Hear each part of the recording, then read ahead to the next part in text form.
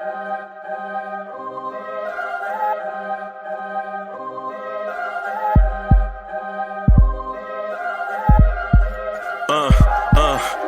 rank where the view is nothing less than phenomenal. For how I express and project from my abdominal. The only view better, both my daddy and my mama know. No living parents, my sons give me balance. My wife is my serenity, this mic is my identity. The world is foul enough, that's why I write without obscenities. Provoking danger with broken language and spoken anguish. Begging to get hurt, why would you ask to go through changes? Yes, Lord, life's a chessboard, master the angles.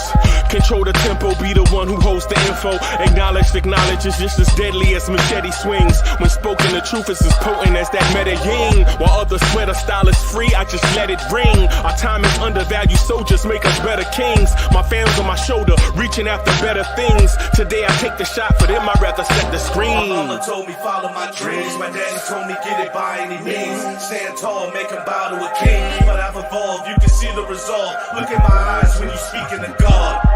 Life and for those who we caught up in using what I was scarred with the muse. I guess they call it proving I'm more than an artist. Penciling out my darkest while sizzling out a harvest. And storing what gets me from A to B, just like garages. Instrumental with collages. Envision what I've been drawing. Broadway to give you rhythm like the great Lena Horne. So bent on, found comfort in the storm. Find peace and on when you see them others perform. Organized chaos, I'll cast it like hey ya.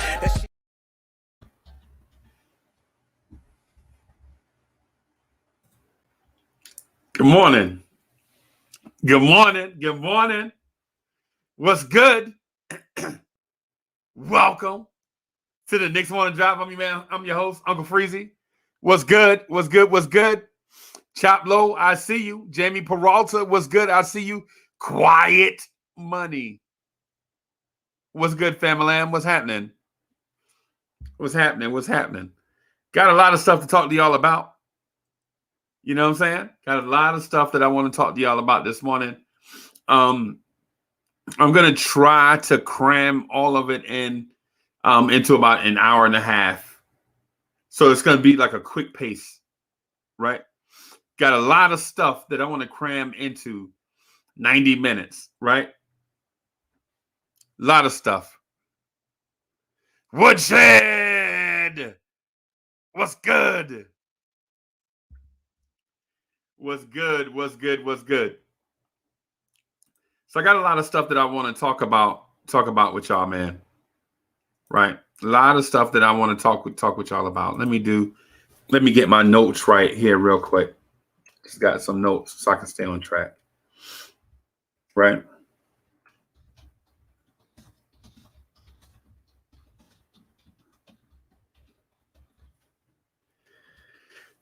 All right.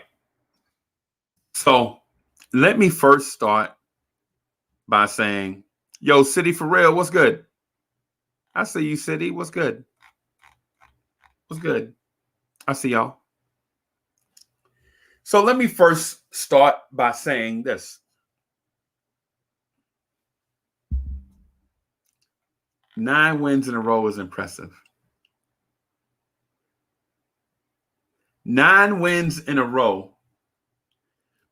is impressive, right?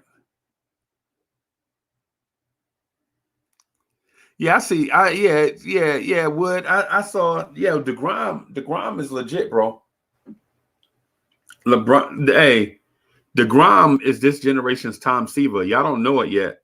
Y'all won't realize it till after the fact. I'm telling you. He's this generation's Tom Seaver. And I know y'all see like patches and numbers retired and all that stuff. And people are like, how dare you?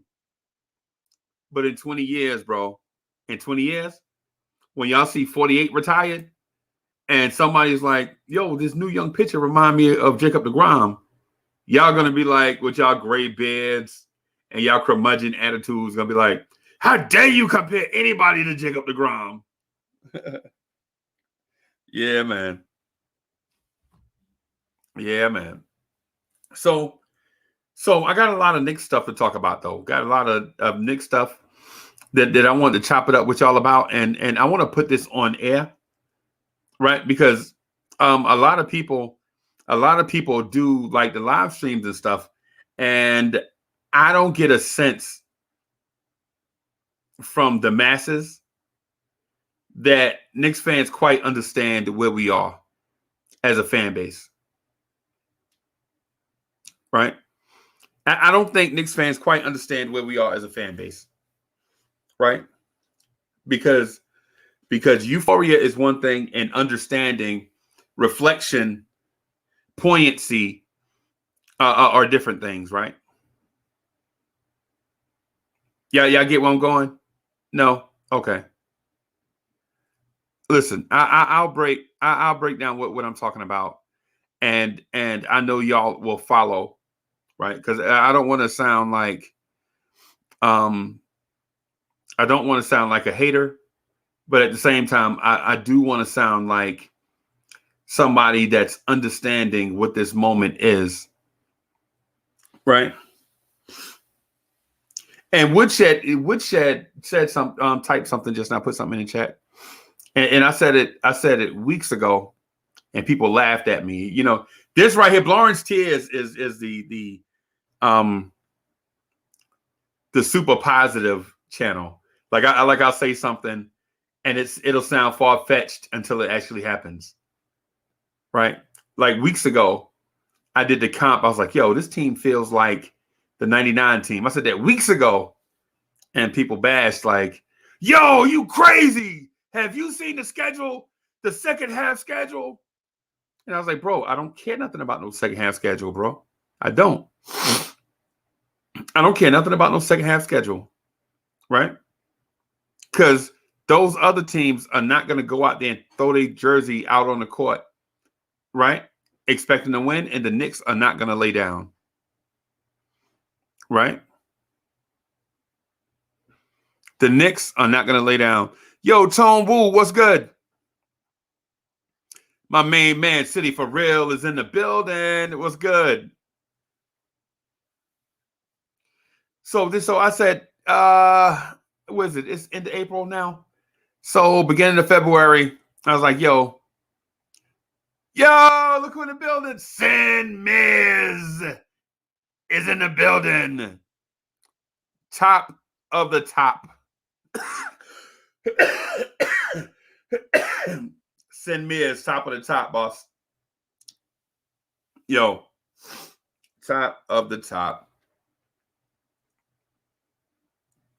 So anyway, getting back to the point I want to, about 8 to 10 weeks ago, a few people on the show were like, Julius Randle should make the All-Star team. Julius Randle is an All-Star.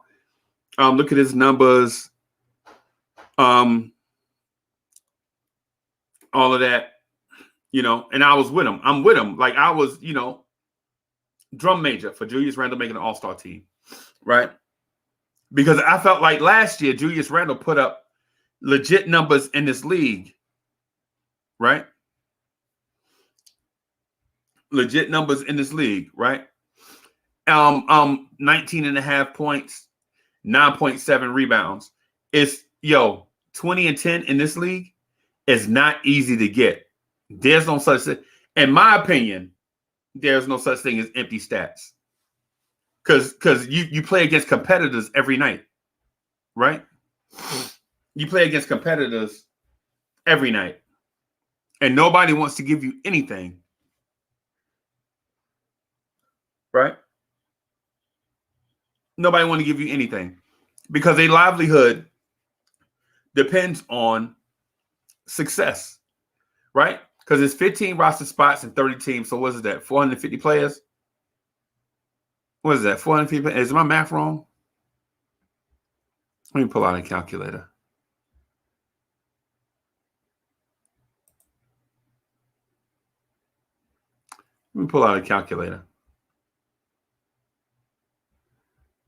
So 30 times 15 is 450. Yeah, that was right. So it's 400. It's only 450 spots in this league, bro. And nobody is wanting to give up their spot just so that you can eat. Everybody wants to eat and stay at this level. Musa Asakar was good. Real King was good.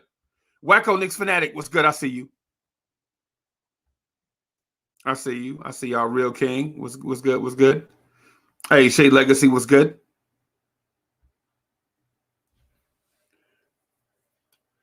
So the numbers Julius Randle put up last year were not fluky numbers. They weren't.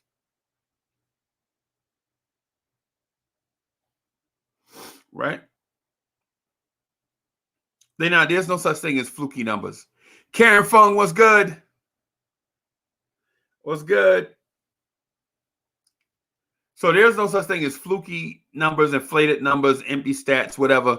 People will say that just to discredit the abilities of a player. People do that often. They'll do it to you. Right? They'll do it to you. They're like you legit go to your job and you may be the best person on your job during a certain shift. And what they'll say is, well, the only reason why Karen Fung is the best person in the building on such and such shift is because such and such shift is easy. Nah, it's because Karen Fung is a G. How about that? Give her credit. Right? Robbie 24 Canoe was good. Good to see you back, brother. Good to see you back. An example is in a race. In a race, they'll say, or for instance, they'll say, Woodshed 1914's class gets the highest grades because they sit away from the door and they're never distracted. No, that's not why it is. It's because Woodshed does a good job with that class. How about that? Give him credit, right? Don't say that Woodshed 1914's class is not smarter than everybody else, even though the grades suggest that, because his class sits away from the exit. And so they're not constantly distracted. No, it's because Woodshed 1914 does his thing, right? It's because Karen Fung does her thing. You know what I'm saying? It's because Julius Randle does his thing, right? Like legit people are going to say, man, I need to see this one more year out of Julius Randle before I believe it. Well, you have 2 years of data that suggests Julius Randle is legit, right? And you need to see a third year? Well, the indictment is not on Julius Randle. The indictment is on you as a person and how you judge productivity, right? Because 2 years of productivity at a high level is enough. Okay? 2 years at a high level is enough. And the reason why I bring this up, the reason why I bring up this point is because for years, the rumor, the narrative in New York has been, hey, Christian Fortune, what's good? What's good? I see you. I see you, Wacko Knicks Fanatic. 0.5 was good. Rick V was good. So the narrative in New York has been, you can't develop young talent in New York. The Knicks are a win now franchise. Right? You can't develop talent in New York.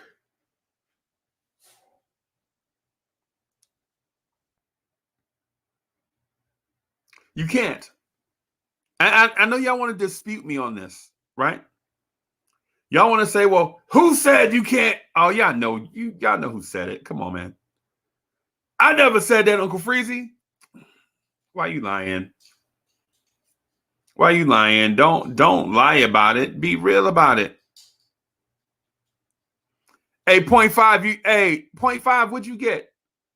So 0.5 said he got some swag from Blorange Tears. So 0.5, what did you get?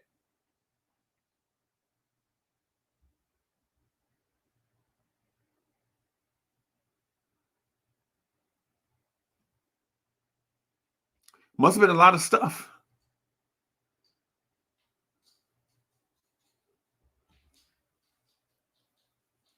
Must have been a lot. Must have been a lot of stuff.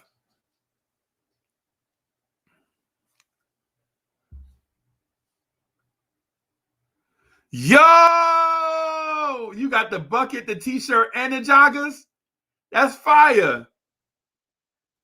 That's fire, boss. That is fire. Yeah, that's fire. I hope you enjoy. I hope you enjoy the gifts and stuff, bro.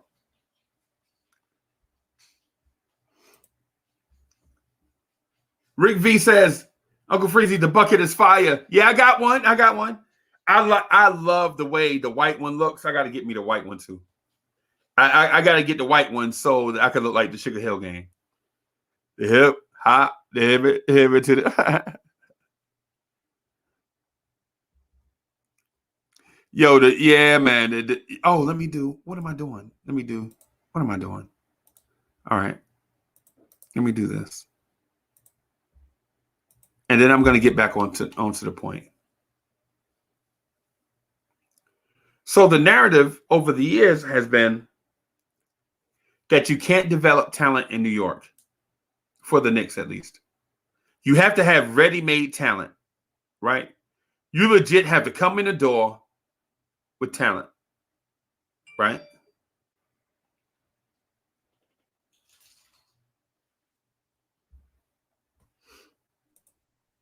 Yo, the ghetto intellect is in the building. What's good? Yo, Uncle Freezy, 9 in a row, but let me apologize to the chat, guys. I'm trying to do some Sunday morning things and then get going to the golf course about 12:30. So for the next hour, I won't be able to turn my camera on. I apologize. You know that's not protocol. We like to look at you and talk to you up here on the Blorange Tears Network. Right. You know, thank you for having me, Freezy, this morning. Let me see what's going on. And, you know, I'm going to fall right into the conversation. But, man, was it great to wake up a Knicks fan today. I want to start some trouble, too. But, you know, I probably should hit you on the side before I do. But I want to start a narrative. And it's probably because of my the new obsession I'm finding with Randall. I want to be petty and kind of set the record straight for Knicks fans. But I probably should hit you on the side before I do because it'll probably start. I like shock and awe. I like shock and awe. You like shock and awe, Freeze? I like shock and awe. You sure I should start now? You got an agenda item on the floor. Yeah, it's okay. It's okay. Oh. You know what the cool thing about having a channel is, if I can't get to it now, I'll get to it later. You schedule it later? Yeah, right, yeah. Freezy, I'm gonna make a statement now. It may, because I've been getting cool points, and I thank you, man. You introduced me to people. They think I'm cool. Like, thank you for that. But I think I'm about to blow it all. I'm about to blow it all right now. Freezy, if Carmelo Anthony had any season like Randall has today, we would have won a lot more during the Melo era. What? What'd you say? Let me restate it. If Carmelo Anthony had one season of playing the ball, of playing the game, the way Julius Randle has went about it this season, we would have won a lot more games under the Melo era. We would have won a lot more. We would have had a lot more recognition. The Melo era would have ended much better. God bless, Freeze. I'm right here to stand 10 toes down in my position. Sorry I can't turn my camera on so I can look people in the eye while I say it too. This ain't trolling. I'm dead ass. Thank y'all for coming out. God bless. Good night. What? You just threw Carmelo Anthony under the biggest bus ever. I don't know if it's a school bus or a traveling tour bus that you just threw Melo under. I have to. Wow. Can I tell you why I have to, so why you take it all in and come up with your thoughts? I have to because two years after Melo left this team, he was top 5 topic of discussion. The other 4 was how bad Fizdale was a coach, right? The wasted draft pick of Ntilikina and Knox, right? The KP trade. Everything was negative.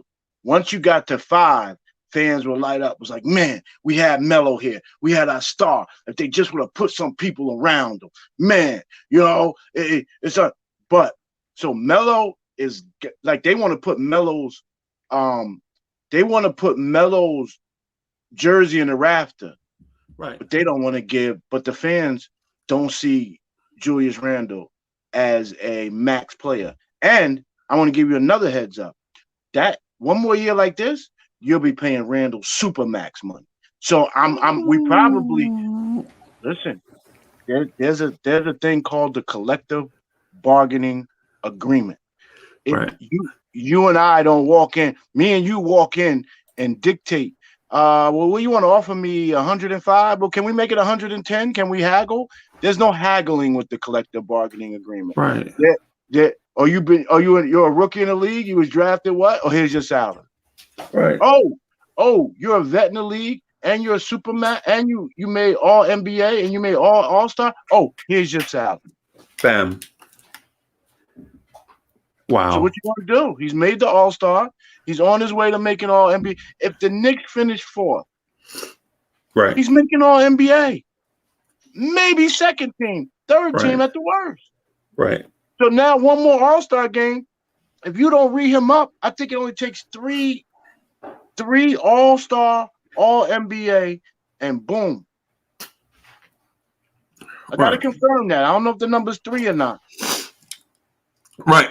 Well, it's postseason awards, right? So it's all NBA, all defensive team, most improved player, and I think you may throw all-star in there too, in order for you to be eligible for the max extension, right? Super max. Yeah, the super max extension. Right. And so you don't see those things lining up for him, Freezy? I thought the super max extension you had to have 7 years of NBA service and 4 years with your current team, and then plus those awards. Okay. I think that's how it works. Like 7 years of service. The 4 years would be a problem. Yeah, the 4 years with your current team, and then and then. But either way, because I think, so I talked to, I think I either talked to Macri about it or I heard him say it. He was like, right now, Julius Randle would be eligible if he made with the All-Star vote. He would be able to make 28 mil plus per season, right? I think that number may escalate if he makes all NBA, but it's not significant enough to we're not looking at $40 million. I think we're talking about like maybe $31 million for 5 years. Do you know 51% of our base does not want to give Randle $31 million a year? Yeah, I wouldn't be surprised by that. Because they've been scorned in the past, but you know what? I have a talking point saved to that. Because let me first address the first point you made and shout out some people that just entered. So Terrence Santiago, what's good? Ronald Bradley, what's good? We see you. Paris Tell them I'm Duggar. not reading the chat because they probably killing me today. I'm not reading the chat. Melo had right. So the point you make about Melo is interesting in that I feel as if Melo may have been surrounded by more accomplished talent. Like people legit had stuff on their resume, right? That came and played with Melo. Like say Tyson Chandler. Kidd? Yeah, like Jason Kidd. Jason Kidd. Kenyon Martin was the number 1 pick in the draft. Tyson Chandler was the number 2 pick in the draft.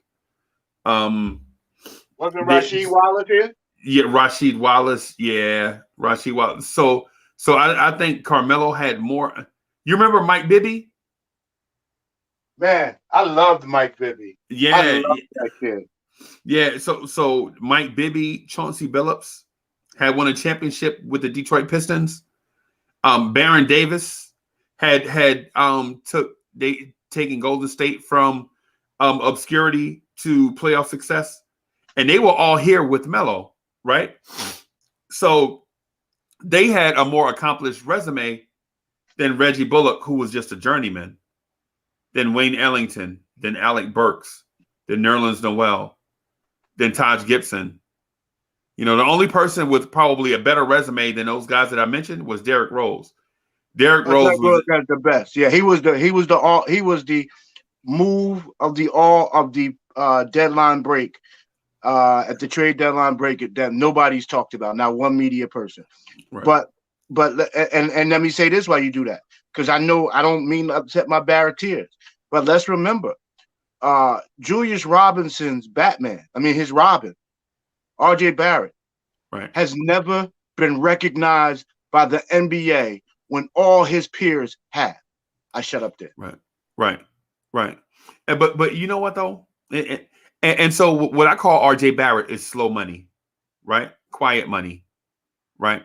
Because everybody's hyped about Anthony Edwards and he did nothing, right? We're hyped about John Morant, but he really did nothing. He's a good player, but that team is marginally better.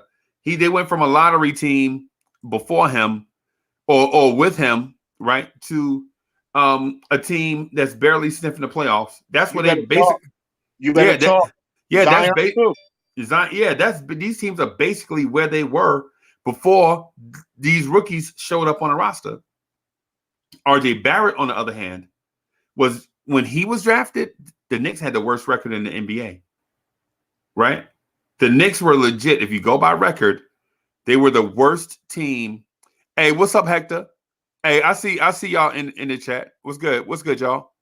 So RJ Barrett was on the worst team, or the team with the worst record in the NBA drafted RJ Barrett, right? The very next season, the team is 7 games over 500, fourth seed in the East. What has Zion done for the Pelicans, though? What has Anthony Edwards done for the Timberwolves? What has John Morant done for the Memphis Grizzlies? What has James Wiseman done for the Golden State Warriors? Now, what has RJ Barrett done for the New York Knicks? You better talk, Freezy. This is cool. Let's have a conversation this morning about the appreciation of New York Knicks and our players. Now, I didn't mean to throw Melo under the bus, but Melo got to get some smoke, or y'all got to defend him. Right. So let's do. There's nothing you can defend when we talking about Julius Randle having his heyday all-star season, putting up triple doubles. Let's think about this real quick. This man is putting up triple doubles. He's passing the ball. He is rebounding the ball.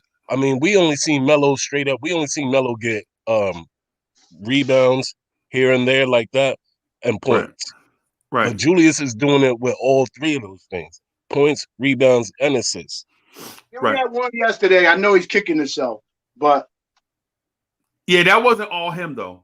That wasn't all him. I think a lot of that had to do with Toronto drafting him. I mean, not drafting, but trapping him on the wing, forcing him to dribble the ball. Yeah. So a lot of that has to do with the way all you could do is take what the defense give you.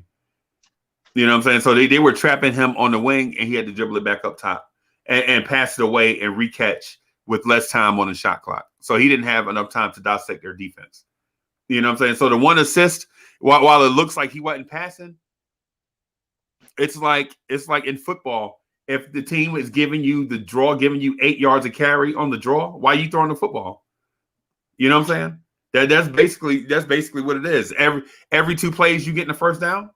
You know what I'm saying? Why are you even throwing it if that's what you're gonna get? Great analogy, Freezy. Yeah. And so just to make sure that we give all the points that we mentioned their due.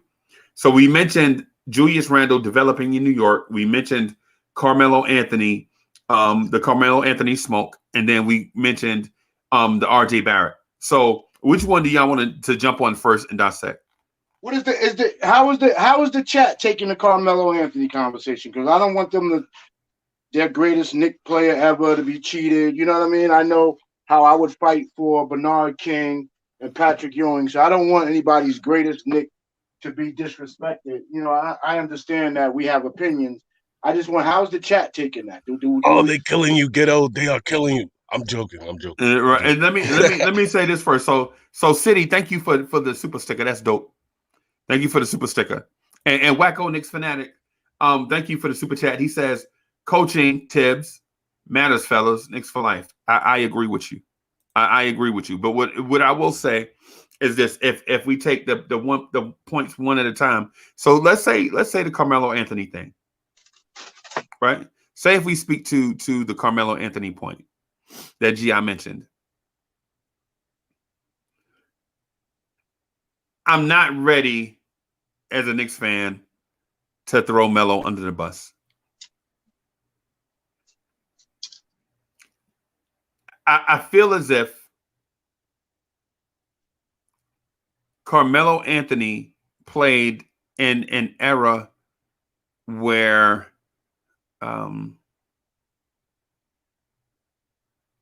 you could speak to maybe 2 or 3 dynasties trying to be born at the same time during the Carmelo Anthony era, where you have the San Antonio Spurs, who were a perennial title contender.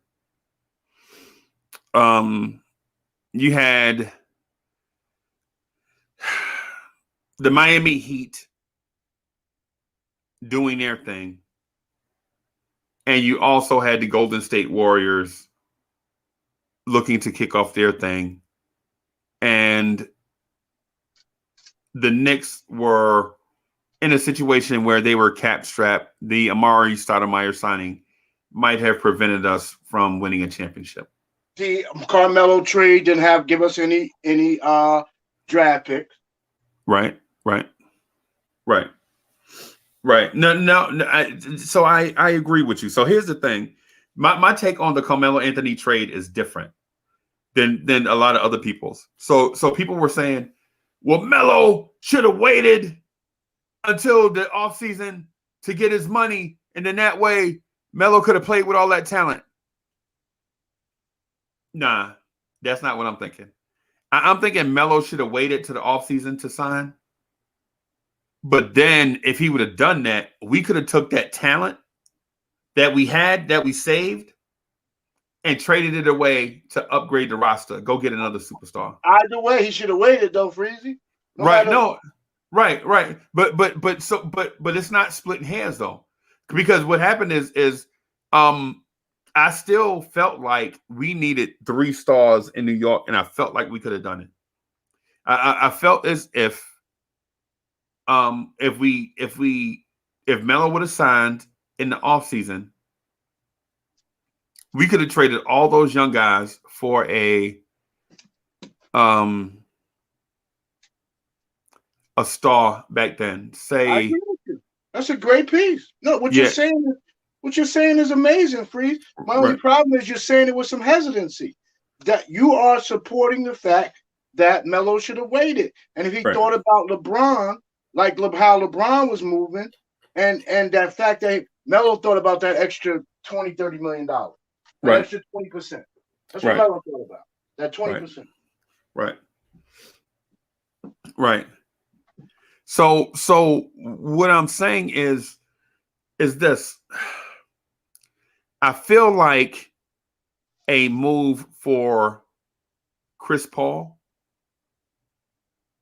at that time was the move to make. I agree. Right. But my only trepidation is Carmelo Anthony at that time did not respect point guards at all. Right? Melo wanted to be your point forward. He wanted to be your main scorer. He wanted to be all the shine. Like he was a scoring machine. He wanted the ball in his hands at all times. Let's go, Freezy. I feel like, and I know this is gonna sound crazy to Knicks fans. Hey, so Hudson Valley's finest, how you doing? Roll Brown was good. So I'm gonna say something to Woodshed, right? And it's gonna sound bananas, right? But just follow me. Listen to just hear me out on it. Shout out to Woodshed. Shout out to Omega Psi Phi. Shout out to that frat. We got love for y'all. Sigma's got love for y'all. Yeah. So So I feel as if the Knicks could have beat the trade offer that the Houston Rockets offered Oklahoma City for James Harden. Right? I feel like a lineup with either James Harden and Carmelo Anthony or Chris Paul and Carmelo Anthony would have made us legit in the Eastern Conference. Let's go, Freezy. And I know hindsight is 2020, right? Hindsight is 2020. James Harden was not Chef Harden or the guy that you know right now, right? And even though James Harden has been traded before a couple times, when you see what you trade away to get James Harden, it was not like what we gave up to get Carmelo, right? So we could have traded and got or signed a Chris Paul or traded for a James Harden, and the Knicks would be set on a different course. My only concern is Carmelo Anthony doesn't respect or at the time didn't respect the talent of other superstars in the league because he could score on anybody. He did not. And you got Julius Randle respecting guys who aren't even stars. Now, he learned a valuable lesson because he tried that crap last year. Right. And he flopped on his face. So he said, I can't do that. I'm going to come out here and play like this. If we lose, we lose. Ain't nothing I can do. And lo and behold, he found out playing team ball really works. Right. I'm going to put Julius on the hot seat too today. But I'm going to wait because something just popped in my head. Because if I'm going to give Melo the same, if I'm going to beat up Melo for his 20%, to sacrifice 20% for us to win, then I probably going to have a conversation with Julius as to why you can garner $32 million a year. You're going to have to make sure that we can build a team. The difference with Jules, though, is we have his bird rights. So we could tell him, sit down till September. We'll figure it out. Give us till September to build the roster, and then we'll go $32 million over the salary cap to pay for you. Right. And I'll pay the luxury tax on $32 million. So we don't have that. We never had that option with Melo. We did. Right. No, I feel you. Let me ask you this. What would a team consisting of David Lee, Carmelo Anthony, and Chris Paul look like in the eyes of say a retrospective a look back? Right. David Lee was 20-10, remember? And David Lee was 20-10 the hard way. David Lee was not, I'm a knock down these 6 threes. David Lee was, I'm a bang inside, grab these offensive rebounds and get putbacks and earn these rebounds and points the hard way. This is what it would have meant. It would have meant Carmelo Anthony just slow LeBron down.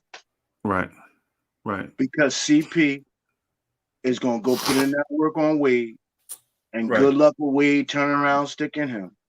Right. And Dave and Bosh, I know you were nice, but David Lee is coming with that smoke.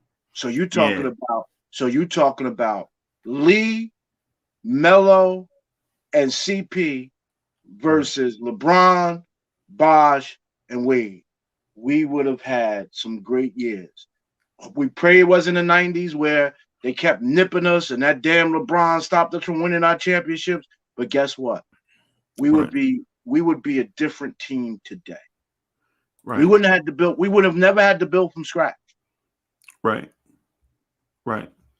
And so Zach Randolph was mentioned, but Paris Nugget at the time we mentioned, Zach Randolph was already in Memphis. Yeah, he was. Zach Randolph was already in Memphis. He was pre-Melo.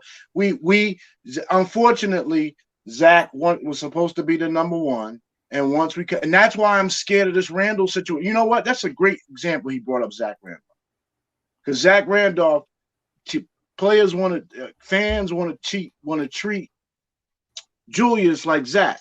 Okay, Julius is scoring great, blah, blah, blah. We can't win a championship. Get rid of him. No, don't get rid of him. Put players around him. Right. My thing is, why aren't fans screaming to put players around Randall the way they were screaming to put playing fans around Melo? That's because Randall doesn't come with all that sexiness. Right. He doesn't come with all that sexy sneaker appeal. Randall might not even never get a sneaker deal. Right. Tired of this hype. I'm over tired of the hype, man. Right. I'm over tired of that. Well, Pat Ewing really only had a bunch of role players around him. Right. Right. Right. And so the thing I do want to get on the Melo thing. I do want to get on Carmelo as a player. Right. So I know the hardest thing in the league to do is score consistently. Yes. Be a consistent scorer and win games consistently. Right. So yeah, that's what I was getting to. The thing about leading your team is if the perception is a scorer has to lead his team to victory. That's the perception. Like say for instance, if say Chauncey Billups was leading the team on offense and defense, maybe with 12 points and 9 assists or something, but Carmelo was averaging 30 points a game, people would think Carmelo Anthony was leading the team because he scored 30 points a game, as opposed to setting the offense, setting the defense, make sure defensive rotations were right, calling out the other team's offense, calling out, putting people in position to succeed.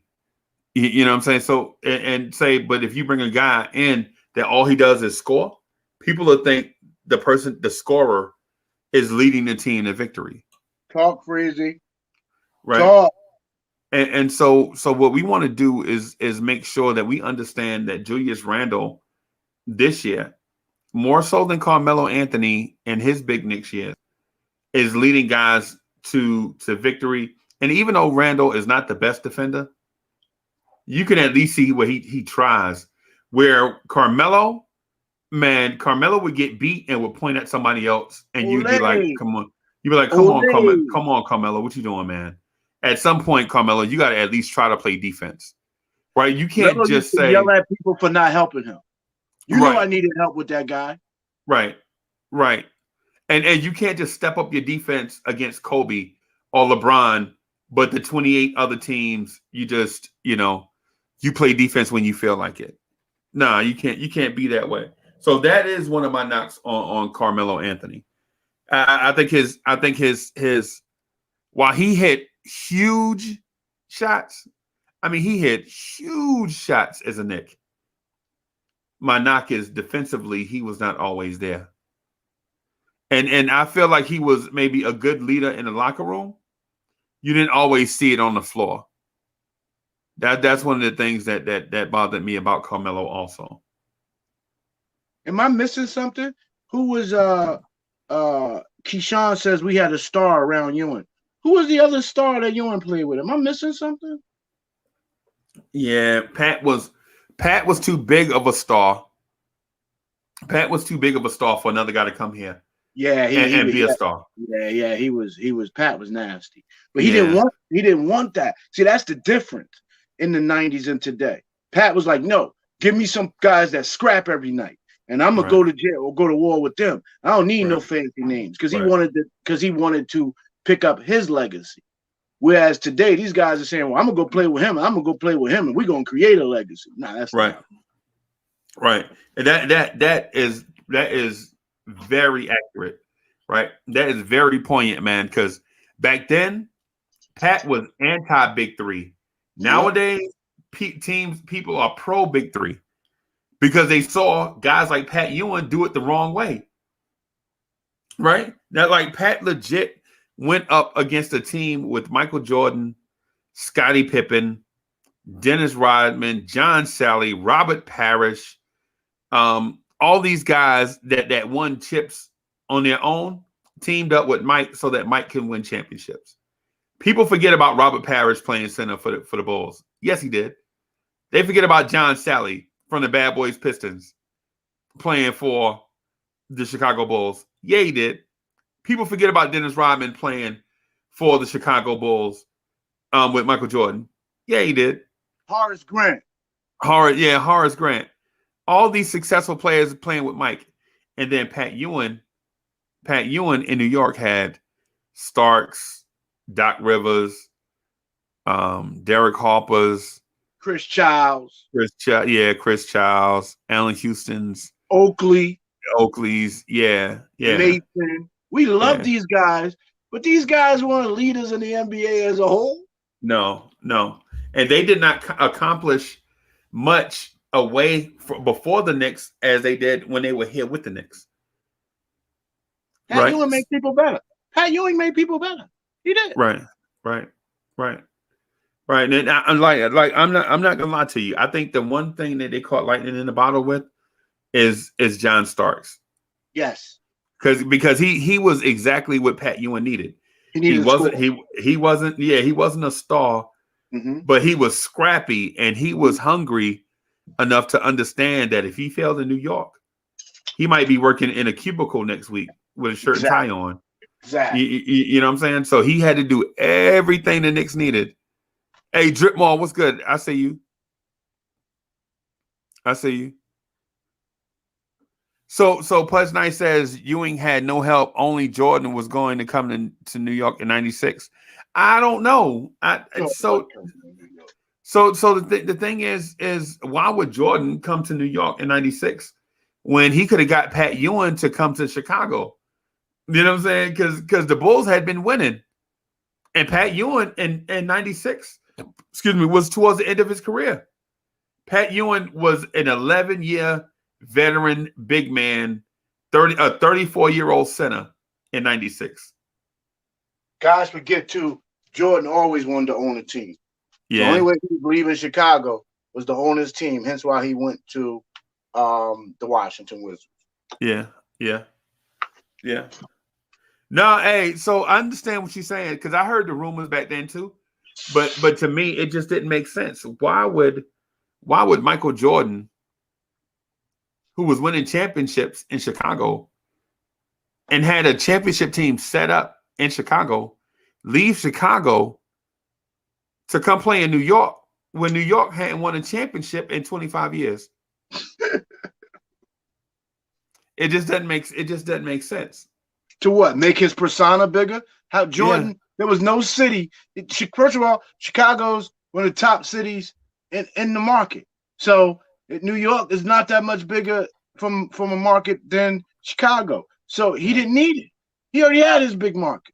Right. Like what would it accomplish? What would it accomplish for Michael Jordan to come to New York and win a championship? It wasn't gonna make his legacy any bigger. By that time, Jordan was already considered the greatest player to ever do it. Everybody in New York was already walking around in Jordans. Right. Now, I think the Chicago ownership may have rubbed Jordan the wrong way because of how cheap they were and frugal they were. But at the same time, these owners have to operate where a dollar weighs a ton, because if not, expenses get out of control. You know what I'm saying? When you operate organizations that big, you know what I'm saying? You have to operate when I'm not saying in terms of payroll, right? I'm talking about all the other stuff. Like the payroll is what it is. The salary cap is what it is. And you have and don't mislead. I apologize for cutting you off, Freeze, but it's very important because I hear what their point is, and I want to address their point. Their point is New York made an offer and he listened. Don't mislead. Jordan, right. When Jordan realized he was underpaid, he only had minimum years left, and there was no CBA agreement. Jordan could have got paid $100 million a year if a team was willing to pay him. Jordan said, I'm getting paid. Right. I'm getting paid. Right. So whoever wants to pay me is who I'm going to play for. Those other teams made Chicago give up 30 million. Chicago ain't want to give up 30 million. Right. That is probably more likely the reason why they won championships is because Jordan was underpaid by his franchise. So they could go out and spend money in different areas to get him help. Right? It's the same thing with Larry Bird. It's the reason why we have this saying called bird rights, right? It's the Larry Bird rule. Like Larry Bird was legit so criminally underpaid by the Celtics, and they were winning championships because they could pay other positions, that Larry Bird was like, man, listen, I've been underpaid for so long. Now's my year. The Celtics was like, we don't have money. He was like, oh, yeah, I'm going to play for Indiana. And the NBA made a rule the same night. Larry Bird said this. You could exceed your salary cap to sign your own player. Larry Bird. Right. It's the Larry Bird rule, right? Because Larry Bird told the Celtics at 6 o'clock that he was not signing a contract with the Celtics. And by midnight that night, the Larry Bird exception was in place, voted on by all the owners, right? Because they were so afraid that your star player could leave and go to another franchise for more money that they made the exception in 6 hours. Larry Bird told the Boston Celtics at 6 o'clock, 6 p.m., that he was not coming back to the Boston Celtics unless they ponied up and paid him. And by midnight, the Larry Bird exception was in place. This is crazy, right? Because think about your star player. You could lowball your star player like, Larry, we ain't got no money. We'll pay you next year. And back then, you ain't had no other choice. You're like, God, dog, you got to say that every year. You weren't going to L.A. Yeah. But when Larry Bird said, I'm going to play for the Pacers, my hometown team, the Pacers, I'm leaving. I'm going to play for the Pacers. They came up with a rule that same day in 6 hours. That's crazy. That you get 30. That you get back then, there's 24 teams in the league, right? So you get 24 billionaires in a place in 6 hours and get them to agree on something.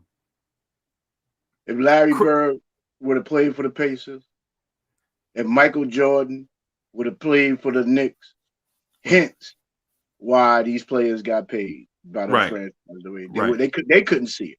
They knew they did nowhere in the world. Right. No doubt. So getting back to with that said, getting back to the Carmelo thing.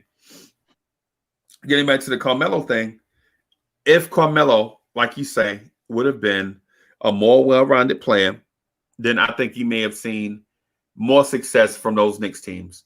If you had seen more assists from Melo, more passing, more sharing of the basketball, I think you would probably have seen more points per game from Carmelo. And I know that sounds counter to what I just said, but I think sharing would have led to more team success and more open looks for Carmelo. He would have definitely been more efficient, Breezy. Right. No doubt. And when you think about it, Carmelo, I think, averaged 26 points per game with us. And Julius Randle is averaging 23-something points per game with us. All that hogging of the ball and taking of shots. Julius Randle averaged 2 more rebounds. Julius Randle is averaging basically 24, 11, and 6, right? Carmelo Anthony averaged 26 and 6 with us. 0 assists. Right. Well, yeah, I mean, he probably got some, but not significant. Not significant. But I will say this. I will say this. I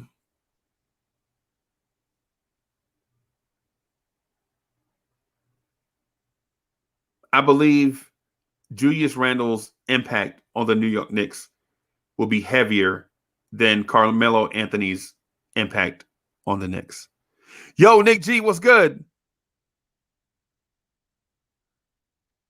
What's good? So Nick G, we says, talking this morning, homie.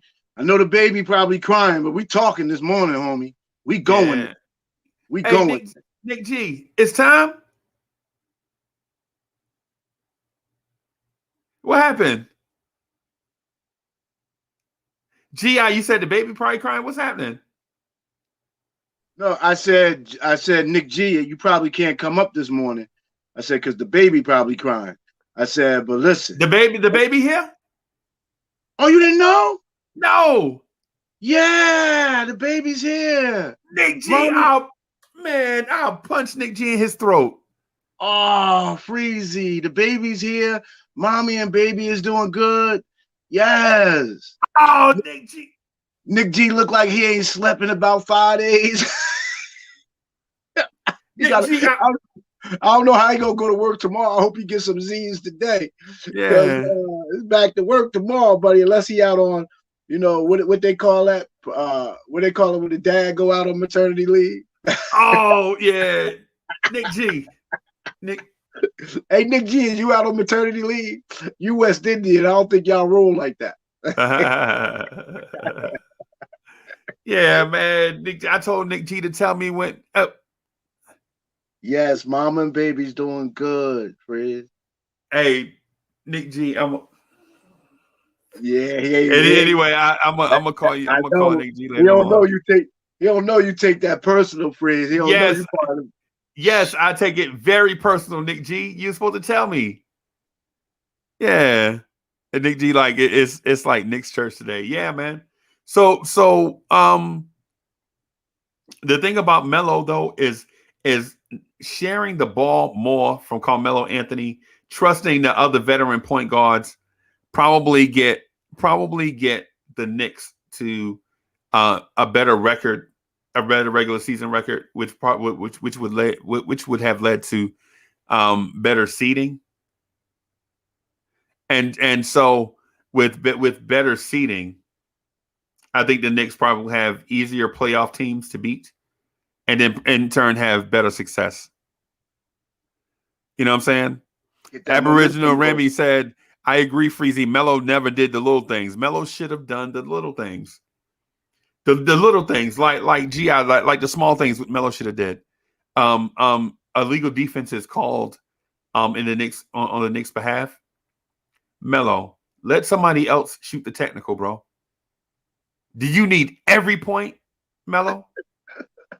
Do you need every point? You know what I mean? I mean, come on, Melo. I mean, the small things, man. The small things that like Chauncey shot 90% from the line. Yes. Like give you an example. When you watch the Knicks, that when the Knicks get a legal defense called on their behalf, Randall is pushing Emmanuel quickly to the free throw line. Right. And you know what that means? And Randall shoot 84%. Right. And so you know what that does for a cat like Emmanuel quickly? Bro, that means that's like the wind beneath your wings, like the all-star on this team is you know what I'm saying, letting me live out here. You know what I'm saying, giving me food out here. You know what I'm saying? Not Melo though. Not Melo. Melo's like, nah. A technical foul get called on the other team, I'm shooting it. Come on, Melo. You know, and I'm not bashing Melo, but what I'm saying is not bashing. It's just showing how great Randall is, and it's showing what you can do. Why it's showing why the Knicks. We only had one star. Right. We only got one star now. Right. And many of us still don't believe he is a star. Right, and they wrong, because you don't play in the all-star game if you're not a star. That should end the conversation right there. Like you legit get picked to play in an all-star game, right? Oh, this is Hoodie Cav. This is Hoodie Cav calling me. Hold on, let me see what Hoodie Cav. Hold on, let me do something real quick.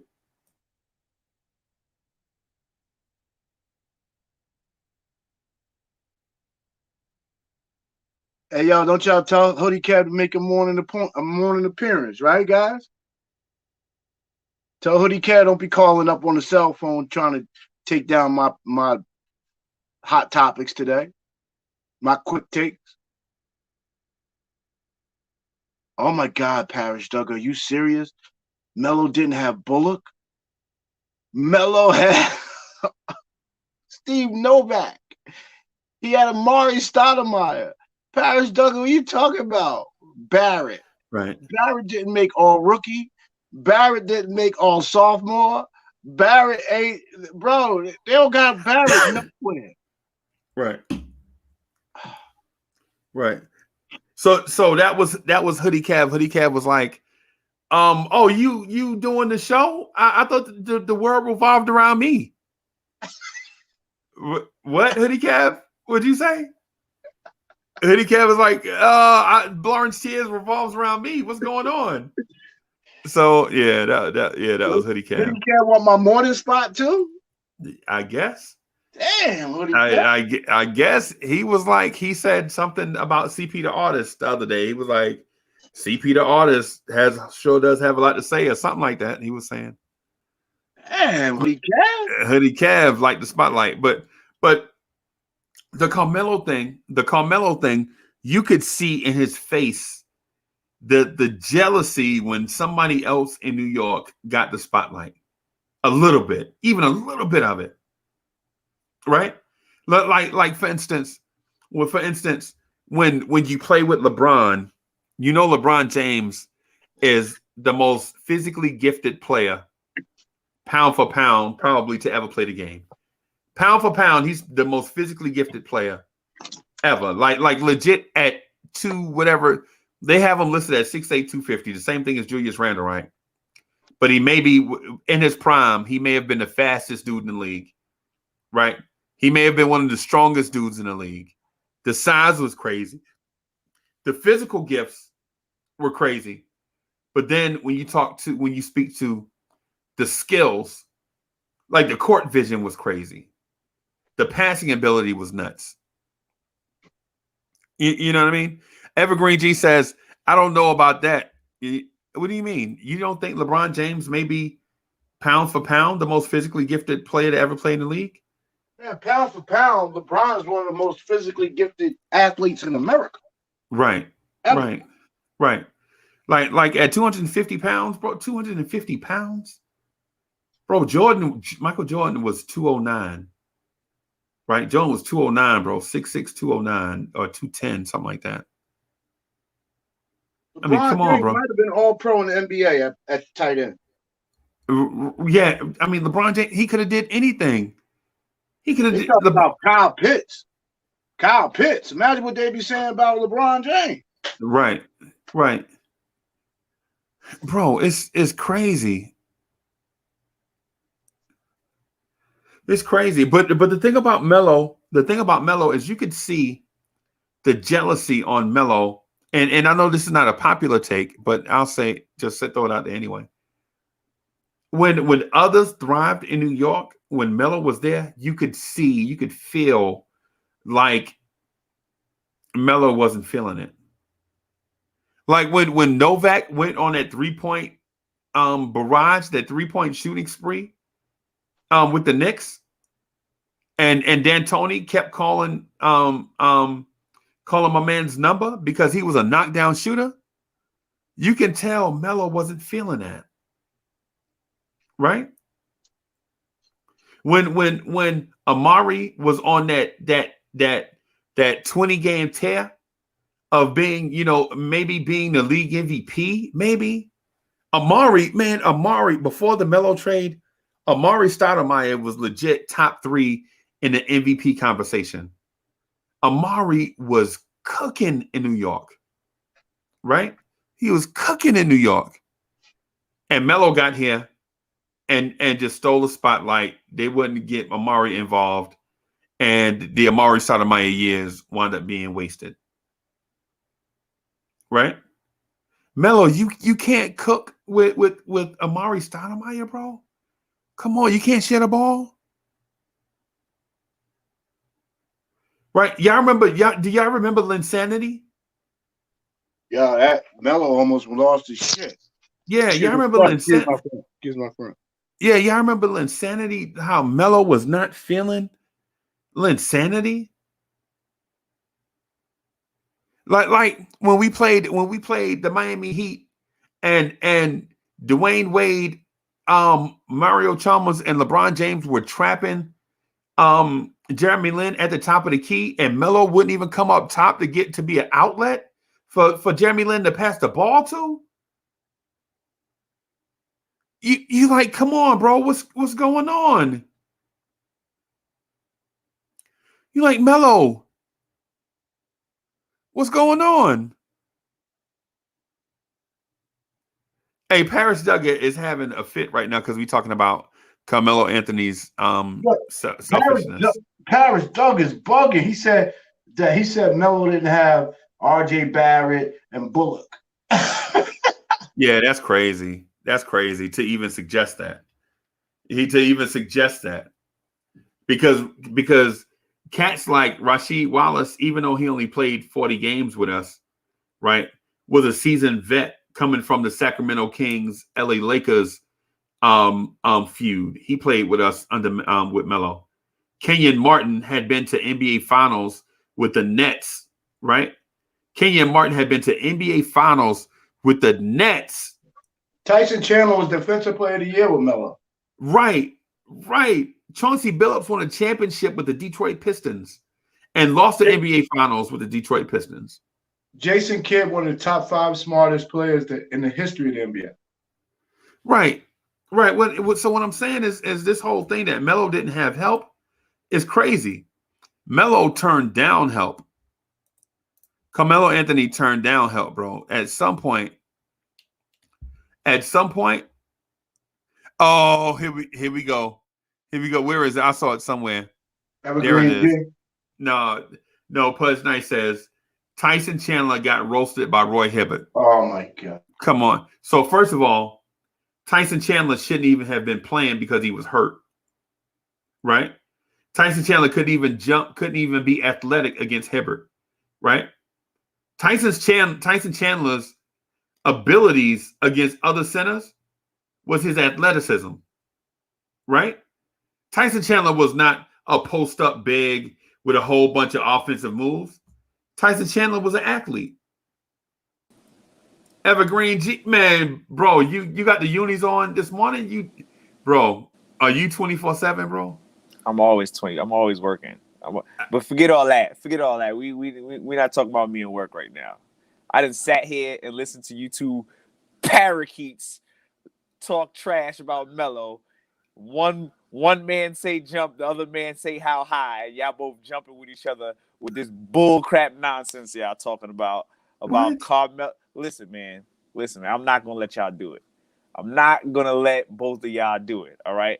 What are you talking about, bro? This idea that Carmelo Anthony didn't like the idea of having a good team, that Carmelo Anthony was like what are we talking about here? Are we really talking about Carmelo Anthony not wanting help?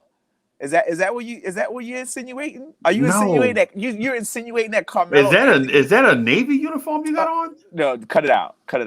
Is that Navy? No. I'm not even ready to play your game. See, this is what he does, people. Everybody, this is what he does. He's the master. He's a master manipulator, a master of deflection. Come on, man. Just so we clear, I'm not insinuating anything. I came in here with my chest and said, if Carmelo Anthony would have played 1 year how Julius has played the last 60 games, his legacy with the New York Knicks would have been totally different than what it is. Different. Sure. I can agree with that. But what I wait. So you agree with us? No. This is what you agree with us. I'm agreeing with a small premise in this conversation. Okay. Let's see. This is what you see. This is what he does. He tries to speak in absolutes, right? No, I ain't speaking absolutes. Oh, okay. I'm just making sure, right? This is what I'm agreeing with. Yes, Carmelo Anthony could have played better, right? Absolutely. If he would have done a little bit more of what Julius Randle is doing right now, he would have that extra legacy. I got it. I agree with y'all. Thumbs up there. But this idea that Carmelo Anthony didn't like the Linsanity movement, that Carmelo Anthony wanted to be the only guy, that Carmelo Anthony didn't like winning, like where are we getting this information from? Because even Carmelo Anthony, in all honesty, came out with himself and said he doesn't know where people are getting this idea from about insanity. That's what I'm talking about. That's the only thing I'm bringing up.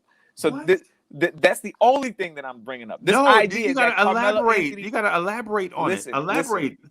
Don't just point it out. Elaborate on it. You guys are saying, or specifically you. I'm not gonna say you guys, even though my man is he's like yep. He's agreeing with what you're saying. But this idea that you call me a bobblehead? Yeah, that's what I'm doing. That's what I'm a bobblehead. No. He's a bobblehead. Who is that?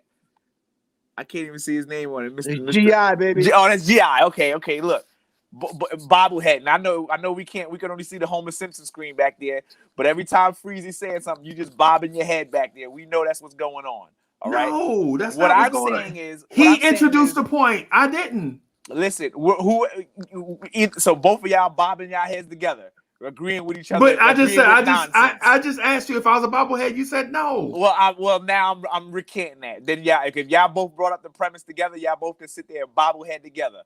My point is this idea that Carmelo Anthony hated on the success of Jeremy Lin during the Linsanity days is hogwash. It is hogwash bullcrap. And as much as I would like for Carmelo Anthony to have played as well as Julius Randle was playing, I'm not going to sit here and let y'all disrespect the little bit of legacy that he has left in the city. It's not happening under my watch. So cut it out. This idea that I don't understand where you're going with this. Bro, you know what I'm saying. You know exactly what I'm saying. Carmelo Anthony wasn't hating on no damn Jeremy Lin. Jeremy Lin ain't that is documented. Documented by documented by who?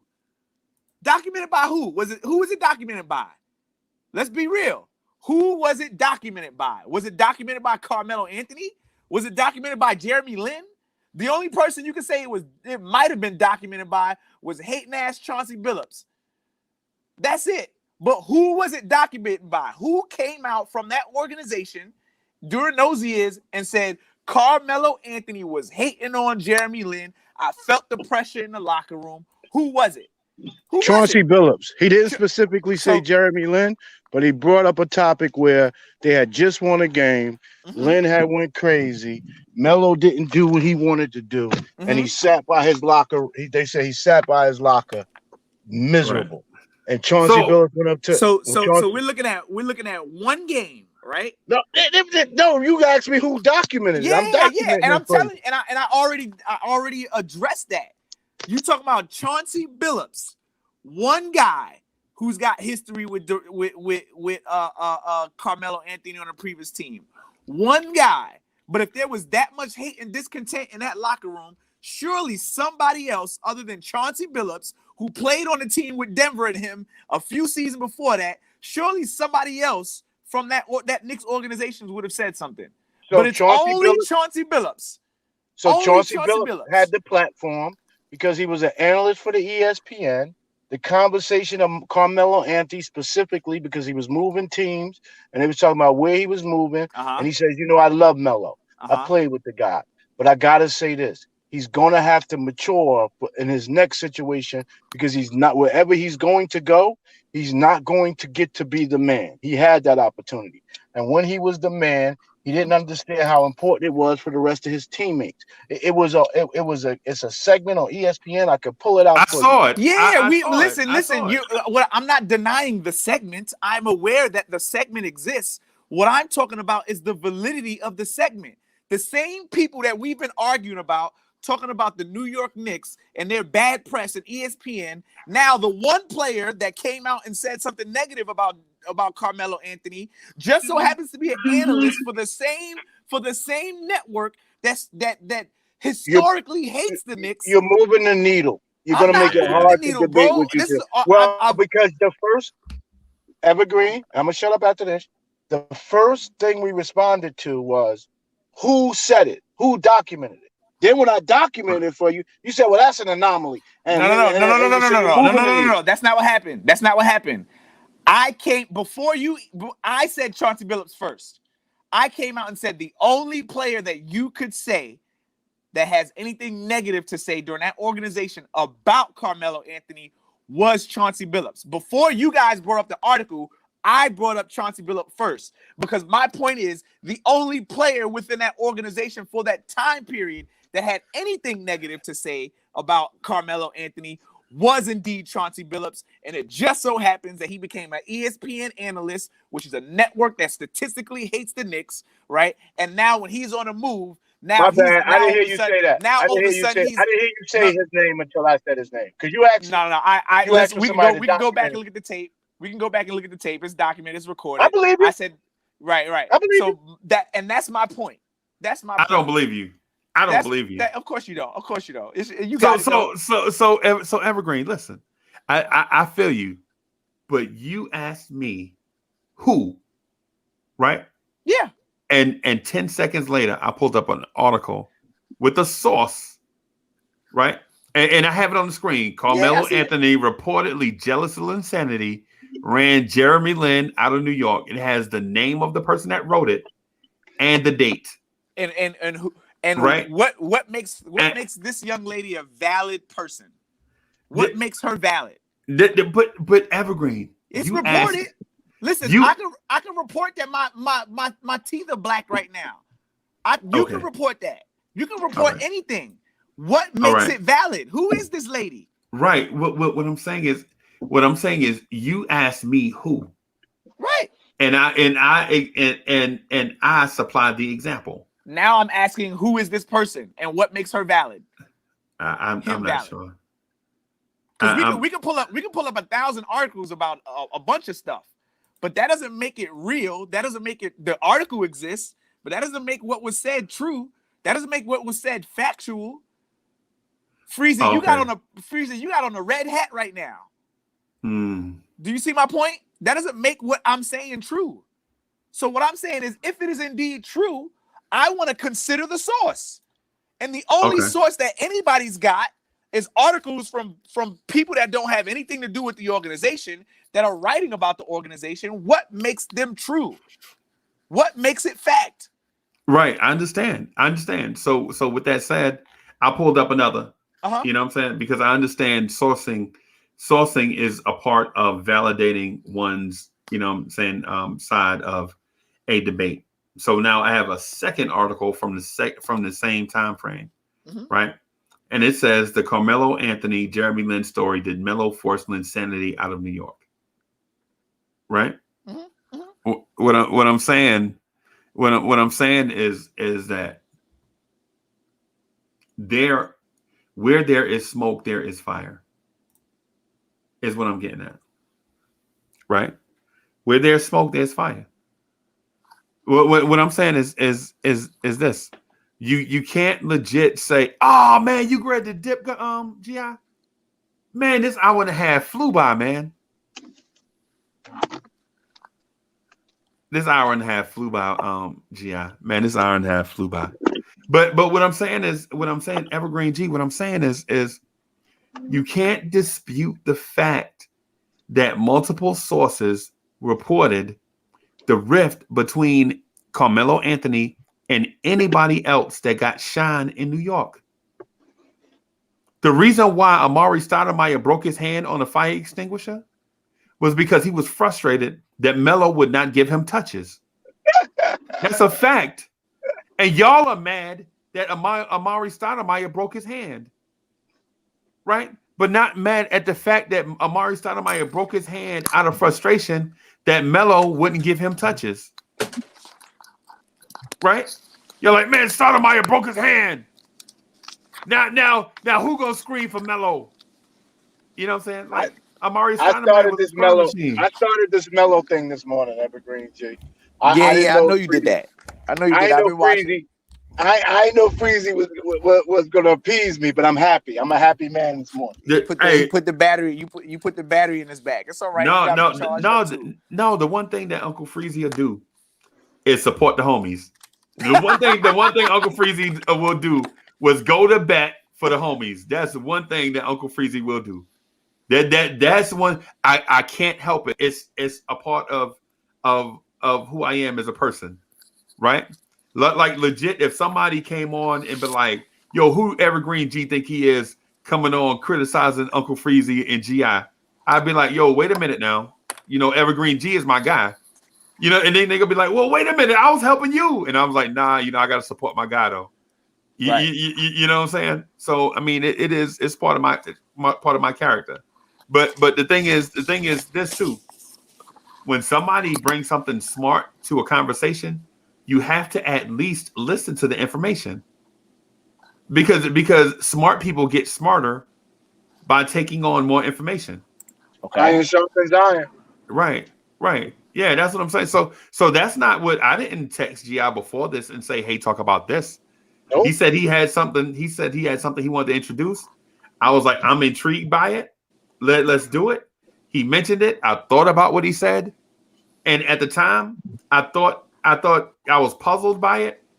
But then I researched. I was like, just, looking at facts and stuff along. And I'm like, yo, you know what? GI has a point. It's something that we should explore. My issue is we say we're looking at facts, right? This is what we say we're looking at facts.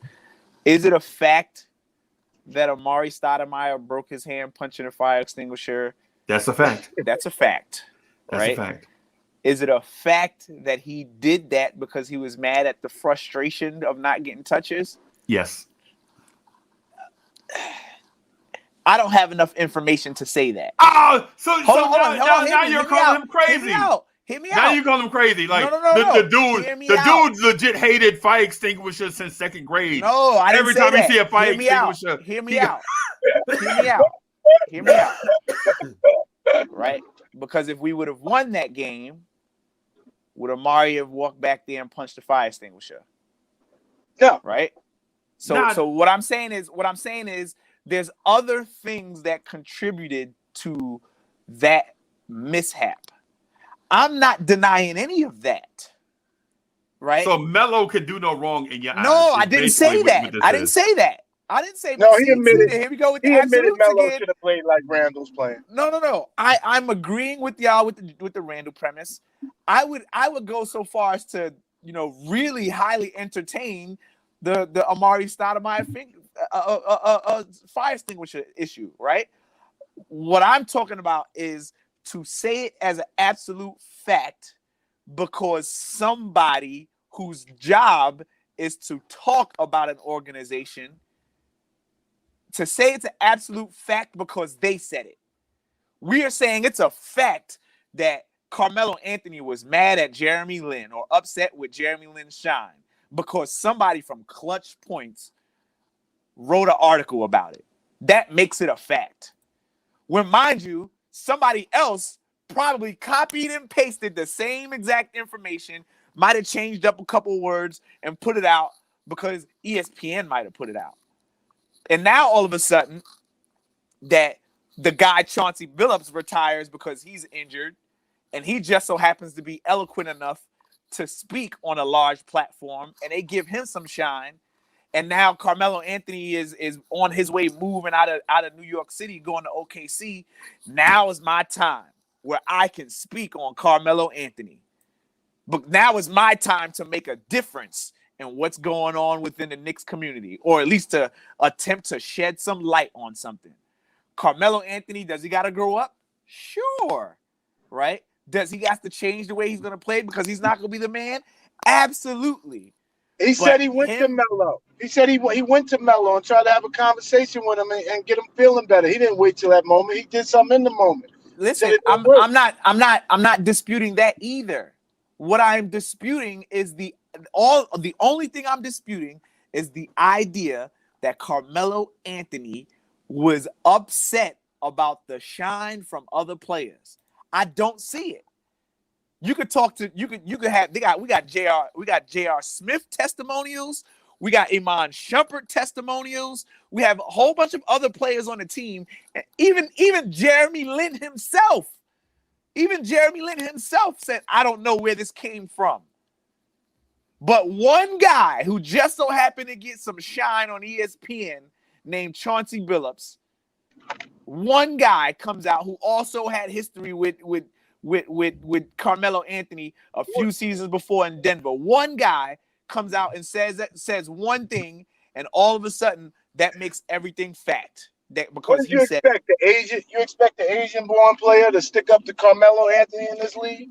not in this league right now, but Jeremy Lin has came out and we got whole documentaries about Jeremy Lin. We don't got no documentaries about Carmelo Anthony in New York. Jeremy Lin is his own man at this point in time. He's came out in the last 3 years and said this. So this ain't me. So Evergreen. So here's another article. Jeremy Lin's rise to Knicks stardom couldn't survive Carmelo Anthony, right? And it's written by Mark Berman. You're bringing up more articles. That's Mark Berman, bro. You challenged the validity of his first article, right? Yeah, and I challenge validity of Mark Berman too. He's a sucker. I don't rock with Mark Berman. Oh man, I understand where you're coming from. I don't rock with Mark Berman, and any Knicks fan shouldn't rock with Mark Berman as much as he's hated on this team and he's been the main guy to talk about it. And y'all bring it up, Mark Berman. No, bro. I might even go so far. Ian Begley is as far as I'm going. But Mark Berman, you got your nerve bringing up Mark Berman in this. To me, the Mark Berman, you must not have seen me on Facebook. I'm talking about ban Mark Berman. This is in the beginning of the season. Mark Berman should have no place. He's the only thing he's charged to do is to get the players on the team charged up for some controversy. That's what Mark Berman does with his dumb questions and all that stuff. So you can miss me with the Mark Berman. Listen, you can miss me with all of the articles because the only sources that matter to me are the sources coming from the players or directly within the organization that work for them. And the only person that came out and said anything of that nature from within inside the organization is Chauncey Billups. So if you can get me Tyson Chandler says can agree with that. If you can get me Iman Shumpert, if you can get me Steve Novak, Chandler wouldn't resign. Chandler wouldn't resign. He went somewhere else. But that doesn't mean he didn't resign because Carmelo Anthony hated on Jeremy Lin. He didn't resign because he didn't want to play with Carmelo. That's fine, but that doesn't mean that he was getting hate. That doesn't mean that Carmelo Anthony was hating on Jeremy Lin. That's what I'm talking about here. I'm talking about Carmelo Anthony and you took what I said. You took what I said saying that they're hating on Jeremy Lin. You took it literally for you legit took what I said and twisted it into a I hate Melo. Oh my God. Yeah. Jesus Christ. Yeah. So what I said was what I told GI was that Melo legit gets jealous of other people getting spotlight in New York. That's what I said. That's what I said. I didn't say that he hated on anybody and all that stuff. If that spotlight, if you want to use the word spotlight, if you want to use the word hated, whatever euphemism word you want to use, whatever. It's the same context. It's the same premise. Spotlight, sure, let's go spotlight. I don't agree with that either. Yeah, man, but you should. I should, I guess. Yeah. I don't know. Because you didn't hear me out and you won't listen to me. All right, go ahead, brother. This is your show. I apologize. I don't want to end up like Hoodie Kev. I apologize. So for one, this is our show. All right. And two, you won't end up like Hoodie Kev because you're not an egomaniac. if you were an egomaniac, then you might end up like Hoodie Kev, right? But this is different. You know what I'm saying? What I'm saying is what I said. Even when I mentioned it to GI from the start, this was not about us bashing. Oh, look at that! The beverages. So you got it. Yeah, man. So what I'm saying about Melo is I didn't want to bash Melo, and I didn't want this to be a bash Melo session. What I wanted this to be is an acknowledgement of what Melo was as a Knicks player and what he meant to the Knicks fan base right now and back then. That's what I was saying. And I mentioned things like, what if Carmelo Anthony would have passed the ball more when he was here? What if Carmelo Anthony would have respected his veteran point guards more? You remember me saying that, right? If you remember me bringing up Mike Bibby, Baron Davis, Chauncey Billups, Jason Kidd? Absolutely. Yeah, so I was like, what if Melo had respected his veteran point guards more? Would we have had more playoff success? Right? And in terms of and what if we'd have got higher seeds in the playoffs? Would we have had easier playoff runs for Melo? Yes. Right? What I said 30 minutes ago, and what I'm saying right now is that if Melo had been more of an unselfish team player, I think we'd have had more team success. Right? You know, Melo didn't play defense. He only played defense against two people, Kobe Bryant and LeBron James. Everybody else, Melo was neither here nor there when it came to defense. And if you say Melo was all world defense, bro, I don't know what we're gonna do with you. Nah, I ain't gonna say that. I'm not gonna say that. Right. And for those that say Melo gave 100% on defense, every time out, they'd be lying too. You know what I'm saying? What Uncle Fulio is saying that's unfair. I think Uncle Fulio trying to pick a fight because he Navy. Uncle Fulio, there's nothing we could do about you being Navy. You have Navy blood in you now, so you're a lost cause. There's nothing we could do about it unless you want to turn that Donald Duck uniform in for some BDUs, huh? No, okay, all right then. I thank Evergreen G and Uncle Fulio for their service to the country. Yeah. Hey, thank you, Evergreen G, for your service and what you mean to this country. Right? Your Melo take was a little off the hook. I think you are Melo sensitive. Are you a Melo sexual? Is that what it is? Nah, I'm not. I'm not that. But I hate Jeremy Lin. It sounds like he's more of a Jeremy Lin hater than a Melo. No. I love Lin. I love every Knicks player that comes on here except for Ron Baker. Right? I love Knicks players. What I am doing is I am all right, how do I put this? I am glad to address and point out all of the mistakes that Carmelo made during his tenure here in New York City. Why'd you jump all over me then? No. Listen. I will gladly point out all the mistakes that Carmelo Anthony did, but I'm not going to add more mistakes that didn't have anything to do with him by tabloid stuff. That's not what I'm going to do. Let me know what I did wrong so that I can fix it. Right? I'm cool with that. But this idea that because the team slumbered afterwards, now all of a sudden it's Carmelo's hating on Jeremy Lin, and these are what the tabloids say, and that's the only thing that I'm talking about is this idea that Carmelo Anthony hated on Jeremy Lin and he hated on other players' success on the team. That I didn't say he hated on them though. Hated, didn't like the shine, whatever euphemism you want to throw on it. It's still an unnecessary L that you're trying to give to my man. I can't let y'all do it. Nah, man. I can't let y'all we just gonna have to disagree on that, bro, because what I'm saying is Melo didn't hate on Jeremy Lin. I'm saying he was jealous of Jeremy Lin taking spotlight from him in New York. Come on, jealous, hate, and it's not the same. It's not the same, bro. Jealous, hate.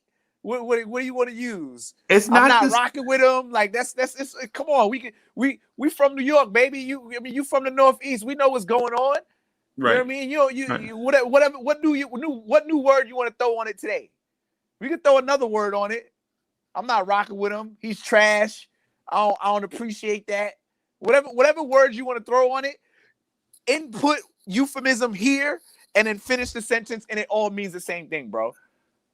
It's the same thing. It's the same thing, Freezy. Come on, man. No spotlight, jealousy, envy. I don't like that guy. Whatever words you want to use, you're trying to tell me the same thing that I'm saying. No. So if you want me to get into proper diction and we pull out an etymology dictionary and we go back and forth that way, I'm cool with doing that too. But it's the same thing, bro. Carmelo Anthony did not dislike the spotlight of Jeremy Lin. because it was team success. Hell, the first few games, wasn't he on the bench? Wasn't he hurt? So, like, we beat Toronto. That first game, we beat Toronto. Toronto was a good team. Right. Like, what are we talking about here? What are we talking about here, my guy? So let me first start by saying I want to say this to Uncle Fulio. Uncle Fulio, you don't know what you're talking about. So Uncle Fulio was in the chat, right? Uncle Fulio, you don't know what you're talking about, bro. So Uncle Fulio says this. What the hell does Melo have to be jealous of Jeremy Lin for? That's ridiculous. You don't know what you're talking about. You don't know what you're talking about, man. Yo, Uncle Fulio, I don't know what day it is. There, but here, man, it's Sunday afternoon, bro. I mean, come on, what are we talking about? Right, and so Evergreen G, what I'm saying is this. I'm not saying that Melo hated Jeremy Lin. What I am saying, though, is that anytime somebody got shine in New York and their name wasn't Carmelo Anthony, I do believe your man got a little crusty. Yeah, like why you calling Orange all the time, Mike D'Antoni? Let me get you fired. You calling Orange all the time so this random dude can get a 3-point shot up. You know what I'm saying? Let me shoot. I'm the shooter. That's what I came to New York for. So I can lift this franchise. But bro, you don't just lift the franchise by shooting the ball all the time. Right? You don't lift the franchise by just shooting the ball all the time. Right? The two examples of it are Bernard King and Carmelo Anthony. When you shoot the ball all the time and do nothing else, your team doesn't go anywhere. You have to be a legit all-around player, bro. Like Pat Ewing, like Julius Randle. I mean, come on. I mean, when Julius Randle got here, the team was the worst team in the league, or one of the worst teams in the league, right? Julius Randle's second year, the team is the 4th seed in the East, a playoff caliber team. He's all around. And I'm not saying that Julius Randle is better than Carmelo. What I'm saying is the scoring machine never wins. You point out to me a scoring machine, and I point out you a guy that has never won. I can agree with that. That's all I'm saying, bro. I'm not knocking it. What I'm saying is Melo had the physical gifts to be an all-around player, but he wasn't. Okay, so here we go. Will you recant, either one of y'all, you or GI, will you recant the Jeremy Lin, I did not like the spotlight, Carmelo Anthony, I don't like the spotlight of Jeremy Lin statement? That's all I want to hear. Yes or no? I didn't start it. Drop it. I didn't start it, but I stand by Freezy. If Freezy wants to recant it, then I'll recant it. Yeah, here we go with the bobbleheads. That's what I'm talking about. I mean, you had to. If you're a Knicks fan and never heard that Melo was jealous of Jeremy Lin, then you must live under a rock. That's been a conversation. No, I've heard it. I've heard it. Gi, we've all heard it. So if you heard it, that how don't do you make it dispute? true. No, but bro, believe half of what you see and none of what you hear. So I grew up confused in the streets. Believe half of what you see and none of what you hear. But I see a whole bunch of articles that come out. I believe half of it, but I didn't hear it come from any of those players, except Chauncey Billups. Bro, but the thing is, we're not. But okay, so we're not bashing Carmelo. We merely did a Julius Randle to Carmelo comp, and the Melo sensitive Knicks fans jumped off the bridge before they heard. It's like the knee-jerk reaction. Nah, that's not what happened. Yes, that is what happened. Uncle Fulio, we addressed Pat Ewing today too. You missed it. We don't give Pat no excuses. In fact, we say Pat was stubborn as hell. He intentionally didn't want other great players with him. He wanted to win with him being the king, with nobody else. We talked about Pat Ewing. We talked about that. Right. Sharing the spotlight in New York. Like if you legit gonna be the man, you can. Bro, how in the world can the Boston Celtics put together two big threes in 2 different generations and go to the finals 2 separate sets of times. But in New York, one guy has to be the man and have 0 championships. That sounds like a front office problem. That's what you're talking about. That No, sounds like a man. front office No, problem. that sounds like a mentality problem. Yeah, mentality of the front office. No, the mentality of the player. It's the mentality of the player, bro.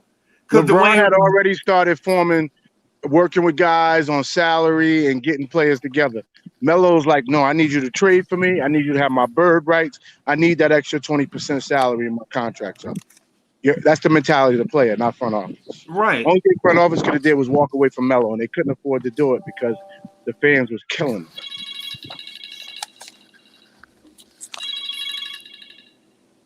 Yo, this is Nick G. Hold on, y'all. I want to throw one thing out there for Evergreen G. You see that? What am I? You talking about what you just put out? Hold up.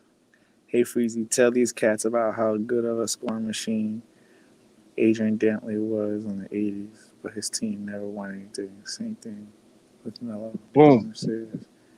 Boom. I got it. Listen, I'm not denying that. I mean, I was born in '87. I'm not denying that concept, guys. Like, let's not get it confused.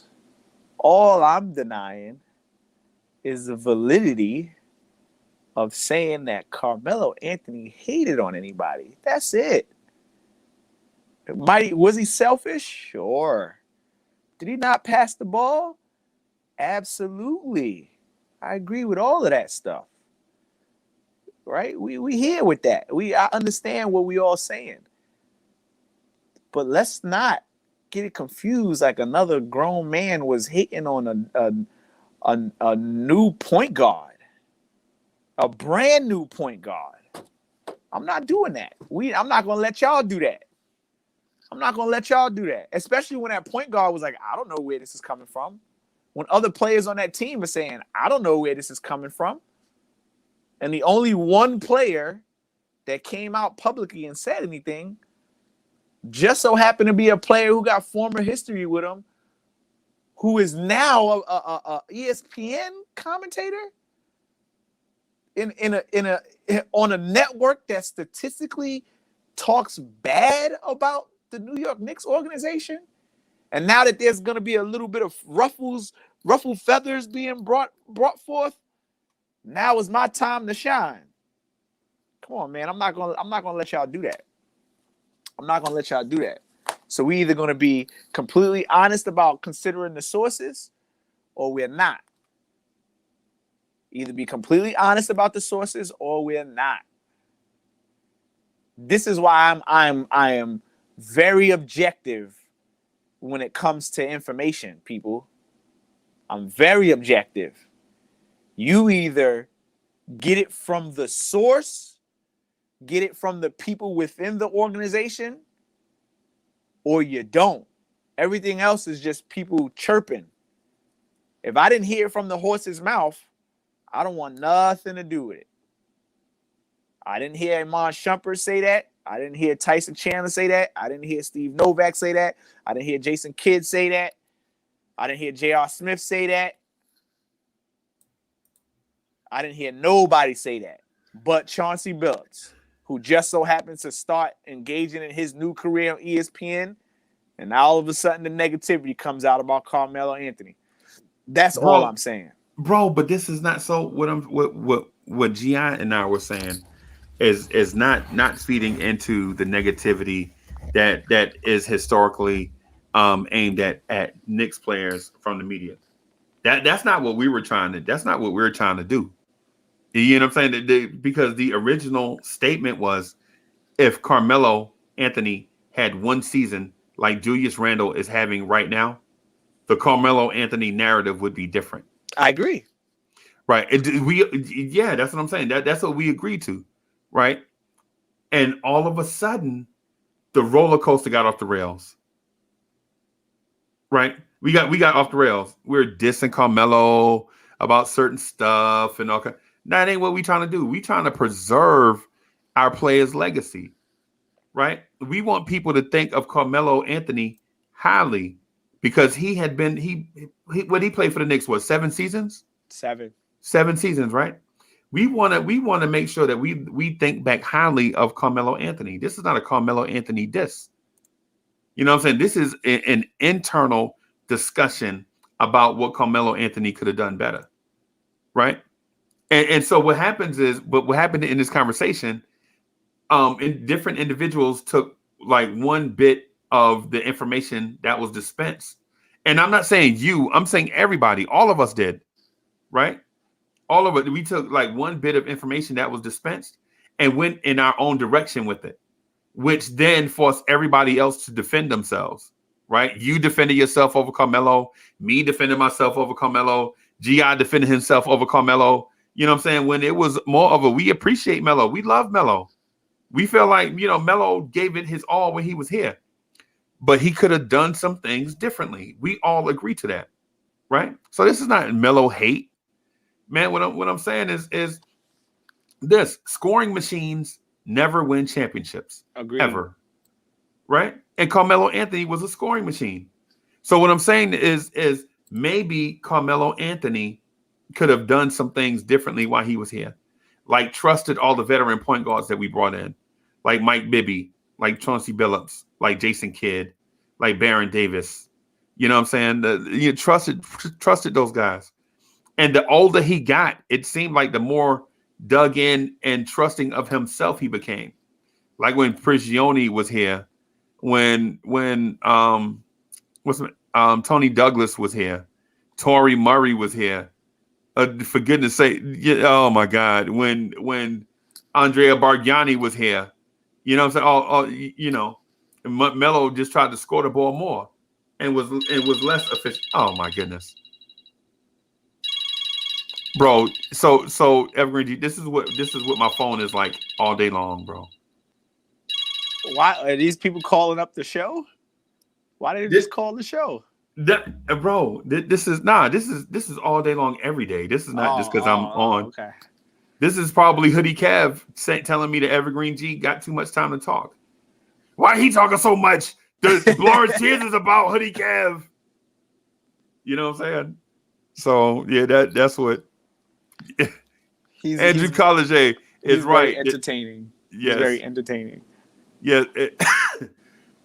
That's probably Hoodie Cav is probably calling like, this Mortal Kombat movie was good, but it would have been better if they had Hoodie Cav in it. That's Hoodie Cav. Right. That's Hoodie Cav. Right. Hey, so Josh says Kobe was a scoring machine, but wasn't Kobe Bryant a decent defensive player? Dude, didn't he win? Like, wasn't he all team defense a couple? Josh, you got to call up in here, man, because you my brother. I love you. You got making no sense right now. Oh, also, Kobe Bryant also had a few years of Shaquille O'Neal, a year of Paul Gasol. He had a bunch more, so we're not going to do that. But I appreciate the effort, though. I appreciate the effort to stir the pot unnecessarily. It's already simmered. We already cut the fire off. Don't need to stir it. It's just let it taste good, Right. And so Paris Duggar says, hey, Paris Duggar, thank you for the super chat. He says, what did Melo do at Randall's age against Kobe and Shaq?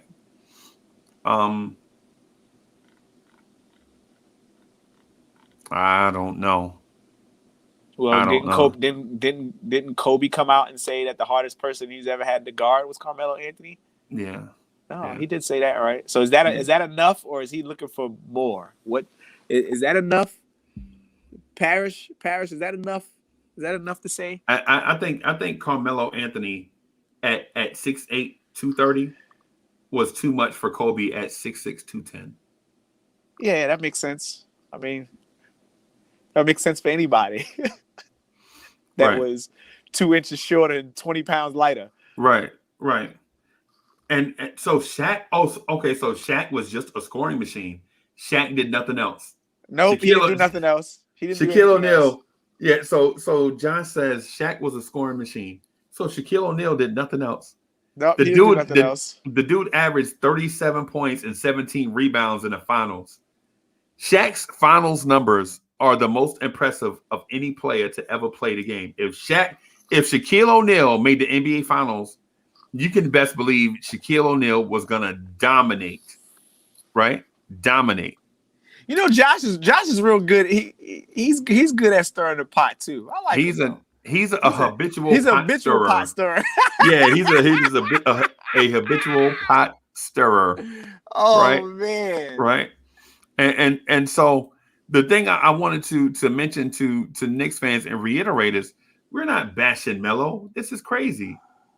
What we're doing is what we were doing. We were trying to get people to understand how great a season Julius Randle is having right now, right?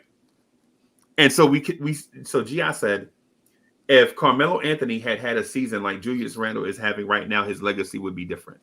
And I could agree to that, right? And so we were trying to get to a point where we should appreciate Julius Randle's season. But of course, every time you mention Melo's name, the chat goes off the rails. Right? That's just what it is. So my man was legit. We were trying to get to if like I think I heard Andrew Claudio of Knicks Film School say this. If LeBron James put up the type of numbers that Julius Randle is putting up this season, people would be saying LeBron James for league MVP. It's just what it is, right? It's just what it is. So Julius Randle should be in the MVP conversation, but you cannot come from off the radar to get into the MVP conversation. It's like winning the Heisman. You can't not be in the Heisman hype before the season and just put up gaudy numbers and flat out win it.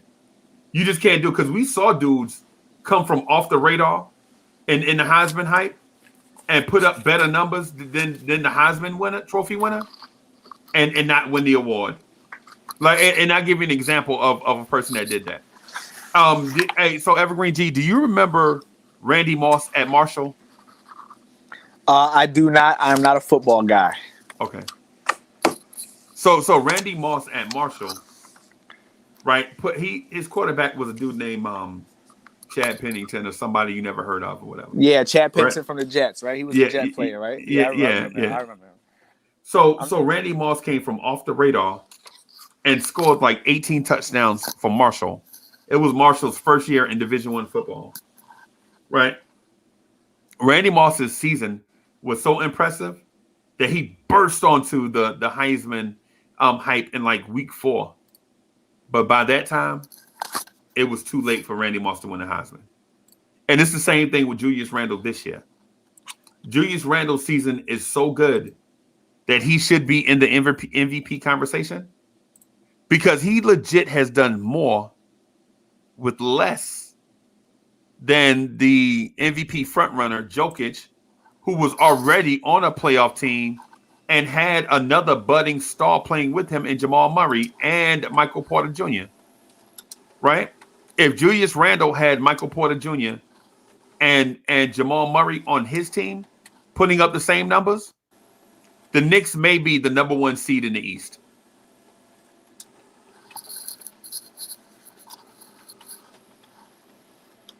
I could agree with that. That's what we were getting to.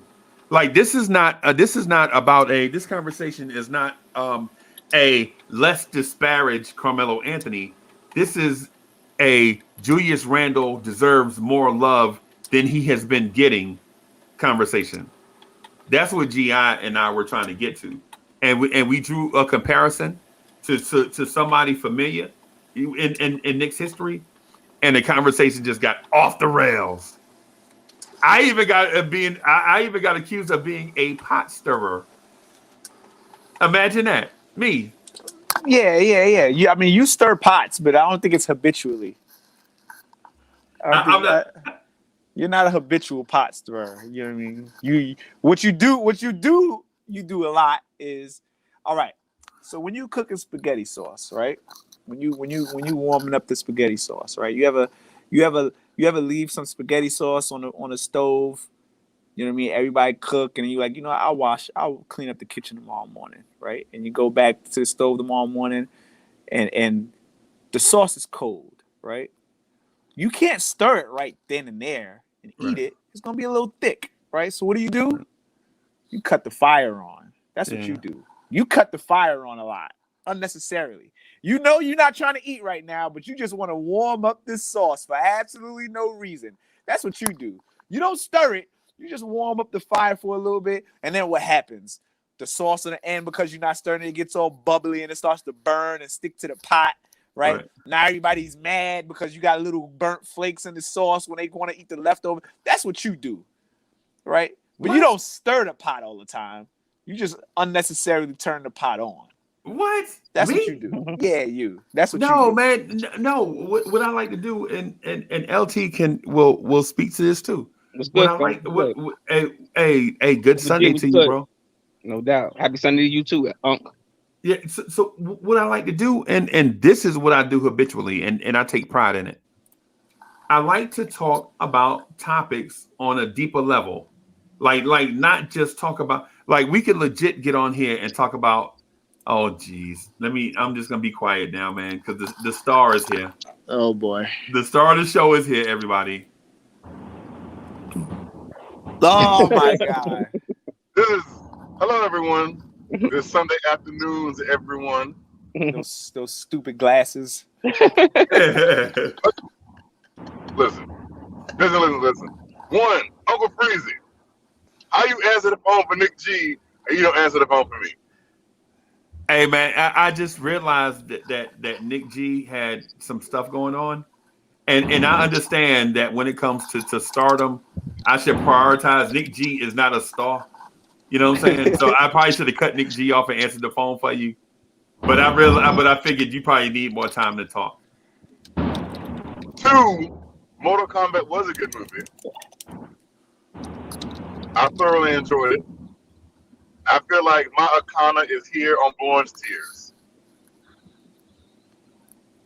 That's about what I said just now, Evergreen G. Before Hoodie Kev came on, that's about what I said. That it would have been better if Hoodie Kev was in the movie. 3rd, a lot of your takes today were just out.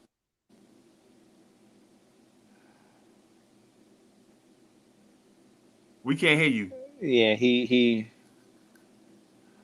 It must be the glasses. Hey, Hoodie Kev, we can't hear you, bro. You must be on the back road in North Carolina, in Charlotte, some area, whatever, somewhere in Hollywood or something.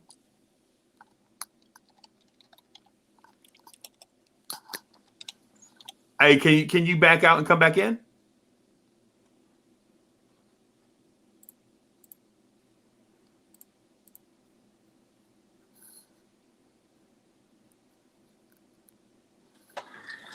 Can you back out and come back in, Hoodie Cav? I'm gonna back Hoodie Cav out so he can come back in. Yeah, but yeah, man, I'm just saying that the hoodie so Paris Duggar thinks that so Josh said he just passed Hoodie Cav on the freeway. But and Ismail Rivas, thank you for the super chat. He says the difference between Randall and Melo is obvious. Randall plays defense, unselfish, and makes his teammates better. Mm-hmm. Yeah, I came in because you was talking about the comparisons of when Melo was playing and when Randall was playing and how he's playing. It's two different. It's night and day. It's not, you're not throwing shade on Melo, but you're just pointing out the reasons why we wasn't that successful and the reason why we're that successful now. Right. As an overall, and what he does and makes his teammates better, and how, truth be told, he really didn't make his teammates better. It's not a knack against him, but that's just the kind of player he was. You know what I mean? That's the kind of player he was. You know, Melo would have been a good 2 player. You know what I mean? Like the 1B player on the team. You know what I'm saying? The next up, as opposed to how Randall's approaching it. He's approaching like he's an alpha dog, and this is my team, and I'm going to make everybody else around me be better, and I'm going to set the tempo. You know, and he's vocal. You know, he's vocal. And he leads by example. So that's a lot of things that Melo wasn't doing. Melo was non-vocal. He was like, "Oh, I just want to go out there and I'm going to score. That's my contribution to the team." but it's more than that. You know what I'm saying? It's more. And Julius, he adapted the overall of being a leader. And our team is pretty good, fellas. Y'all realize that? Like, all jokes aside, like, our team is really good now. Right. All jokes aside, and I'm talking about, like, forget us as fans. Forget about us as fans. Like, look at the way they're playing. You know, they're playing like Nick Nurse said last night, and he said that the team that the Knicks is playing, they not playing to beat themselves no more. Right. You understand what I'm saying? They don't turn the ball over. They're very disciplined. They're patient on offense. You know, all these things is what we're seeing right before our eyes, and this is the result of what a good team is. To all of our surprise, nobody saw this team. This team is a good team, fellas. Nobody saw this team as being a good team. This team is problems going into the playoff, not because it's our team, but because that's what it is. That's the way they're playing, and they're going to continue to keep on playing like that. You know, I know we hype because that's our team, but that's a good team. That's a good team. You know, and Can everybody hear me huh? now? Can y'all hear me? Am I good now? Of course, he got to stop somebody from making a really solid point just to make sure the world can hear him while he's driving on the road and his connection is choppy. He just got to jump in and say, "Can y'all hear me?" Not contribute anything. Just, can you hear me? That's it. He ain't gonna try to mute his phone because the wind is blowing through his stupid sunroof. He ain't gonna do none of that. He just gonna jump on here and say, "Can you hear me?" That's it, man. Continue saying what you were saying, brother. Worldwide, go ahead, man. You intriguing me, King. You intriguing me, King. But to what Freezy has said earlier, right now, Evergreen is acting like Melo did towards Linsanity, right? Jeremy Lin. You can't stand for a star to come on the scene to take away from whatever you got going on. I'm so sorry that Evergreen is not as big of a star as Hoodie Kevin's. But that's neither here nor there. I'm sorry that I interrupted Worldwide. I just wanted to make sure that my connection was good now. You good, man. Good. Yeah, you good, man. I did not mean to interrupt you if you leave it at Evergreen. I just jumped in. Nah, you good, bro. You know you good. Smooth chocolate vocals. You good, bro. He said smooth chocolate vocals. Okay. While he's talking to a bunch of grown men, he'll talk about his chocolate vocals. Come on, I don't know this is what we do. do. There could be a plethora of different types of people in the chat. Okay? I mean, I said, oh, Barry White has some great vocals. That's not I'm wrong. I said Barry White got great vocals. No, it isn't. It's called the truth. I don't know who the bigger egomaniac is at this point, whether it's CP the artist or Hoodie Kev. Maybe we should put that on a community tab to see who the bigger egomaniac is. Like, legit. This is not this is about the Knicks and Uncle Freezy making horrible takes. Is it me or does memory serve me wrong? Did Carmelo Anthony lead a team in scoring that won 53 games and was the number 2 seed in the Eastern Conference? They had a defensive player of the year and a sixth man on that same team. Did that happen or did I dream it? No, that happened. That happened, but it's two different players, and I understand what Freezy was getting at it. You know, it's two different kind of players. You know, that team at that time was built differently than what our team is now. You knew that that team had veteran leadership. It had good players. Coming into the season, you know what this team was going to do, what this team was going to be about, and as the season grew on, each player adapted their own identity. You understand what I'm saying? And they all becoming into their own, and it's fun to watch as a fan. And we didn't know the team was going to be that great. That team was I'm gonna keep on saying that team was a good team, fellas. Right. That's all joke aside. That team it's a good team. Right, and so that's what I'm saying to Hoodie Cav is that you can't say that the Melo thing is all encompassing, because you legit say the Melo thing is all encompassing, and then say Tyson Chandler was defensive player of the year, and J.R. Smith was Sixth Man of the Year. Yeah. So if you say it that way, that means everybody pulled together to have that team be successful. Everybody had a part to play, and everybody played their part exceptionally well, and they were rewarded for it by getting rewards at the end of the season, or awards at the end of the season, acknowledging that they stepped their game up. Right? You can't say Melo led the team and then say Tyson Chandler was Defensive Player of the Year, J.R. Smith was Sixth Man of the Year. Everybody did their part. Right? This year, what I'm saying is that Julius Randle should get a lot more love for what he's doing as a Knick, because the narrative in New York was that you can't develop young talent in New York. And what we've proven to the world is you can develop young talent in New York. And you can do so by just watching what Julius Randle has become in 2 seasons in New York. He went from a journeyman big cast off by the Lakers to an all NBA caliber player with the Knicks. Right? You have to acknowledge that and give him credit. Now, is it all Julius Randle's doing? Can't say that. Is it all the Knicks doing? No. But together they made Julius Randle into one heck of a player. And your uncle, difference between this team and that team was built for that 1 year success. This team is going to get better as the years go on. This is a young core. That's the difference between this team and that team. This is a young core that's only going to get better by the year. Only going to get better by the year. We may lose Taj and we may lose D Rose down the road sometime, but it's going to be somebody that's going to come in and be able to fill them same voids that they're filling for us right now. This team is a young team, and they're good, man. They're good. Right, and you know what? And you know what else, LT? This is the thing I mentioned on the Knicks at Night podcast last night. This group of rookies, this rookie class, does not know losing. This is the first rookie class that the Knicks have had since that same year that Hoodie Kev mentioned that does not know losing. That rookie class was Amon Shumpert and Josh Harrelson. You remember Big Country? The white dude from Florida, number 55, that came out shooting the threes?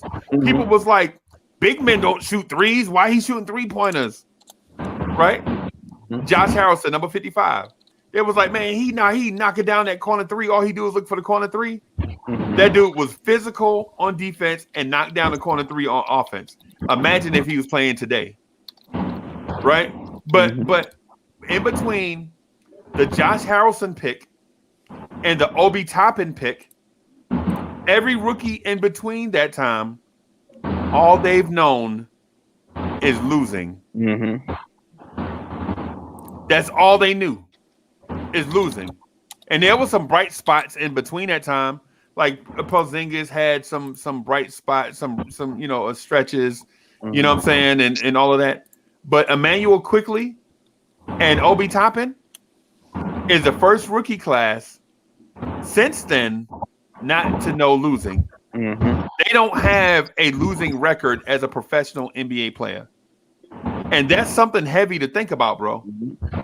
That means the culture has officially been changed. Right? The culture has officially been changed. And now you don't have rookies with baggage. Right? Or young players with baggage. Like Kevin Knox has baggage. Right? Frank Ntilikina has baggage. RJ Barrett has baggage.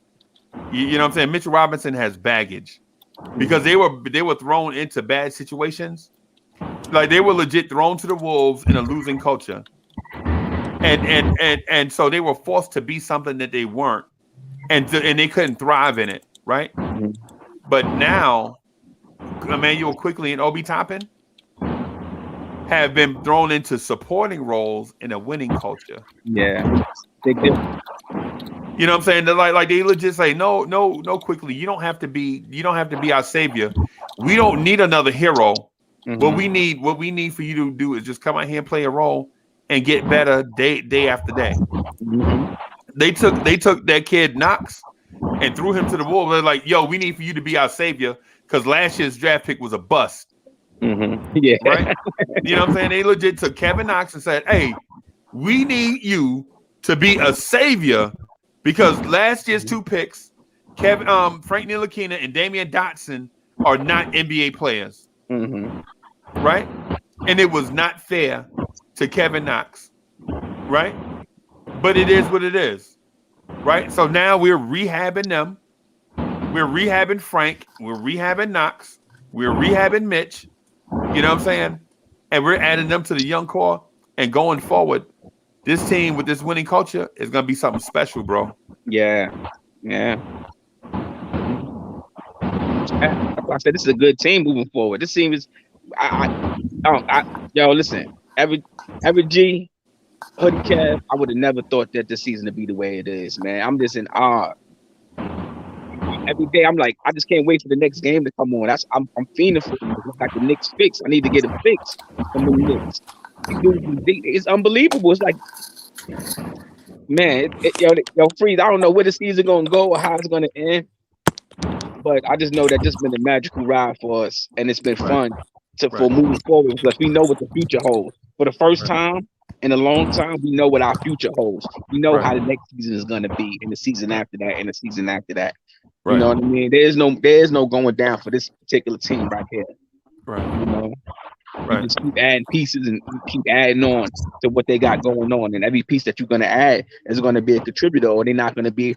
They're about to become like the Patriots are. You know what I mean? I'm not saying they're gonna be winning champions, but I'm just saying when you add a player to that team, he just automatically fits in with the culture. You know, I'm just using that team as an example. I'm not saying we're gonna win a bunch of championships like the Patriots. Just how they run their culture, you know. It starts from the coach, Belichick, on down. And them players play like that, you know. They fit in. They fit in. Right. I agree with you, and I feel as if we are, to your point. I feel as if, but let me. I'm gonna say just 2 quick things real quick. So for one, I feel like now we are in control of our future, as opposed to the future controlling us. And what I mean by the future controlling us. There will always be a narrative. Man, in 2 years, such and such will be a free agent. Maybe he'll opt out and come to New York. You know what I'm saying? That was the thing for Kawhi Leonard. That was the thing for Kevin Durant. That was the thing for LeBron James. But now, instead of the future controlling us, we're like, you know what?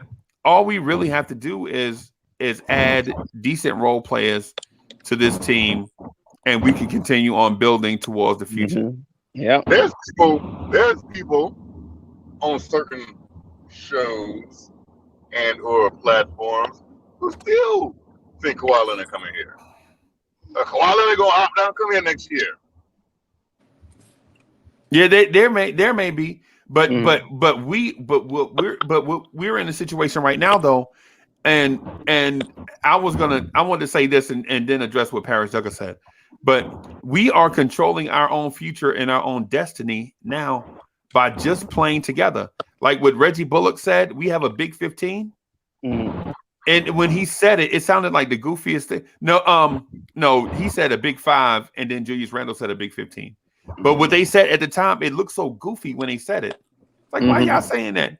But what they were doing was speaking to the Gritty Committee about how all 15 players play for each other.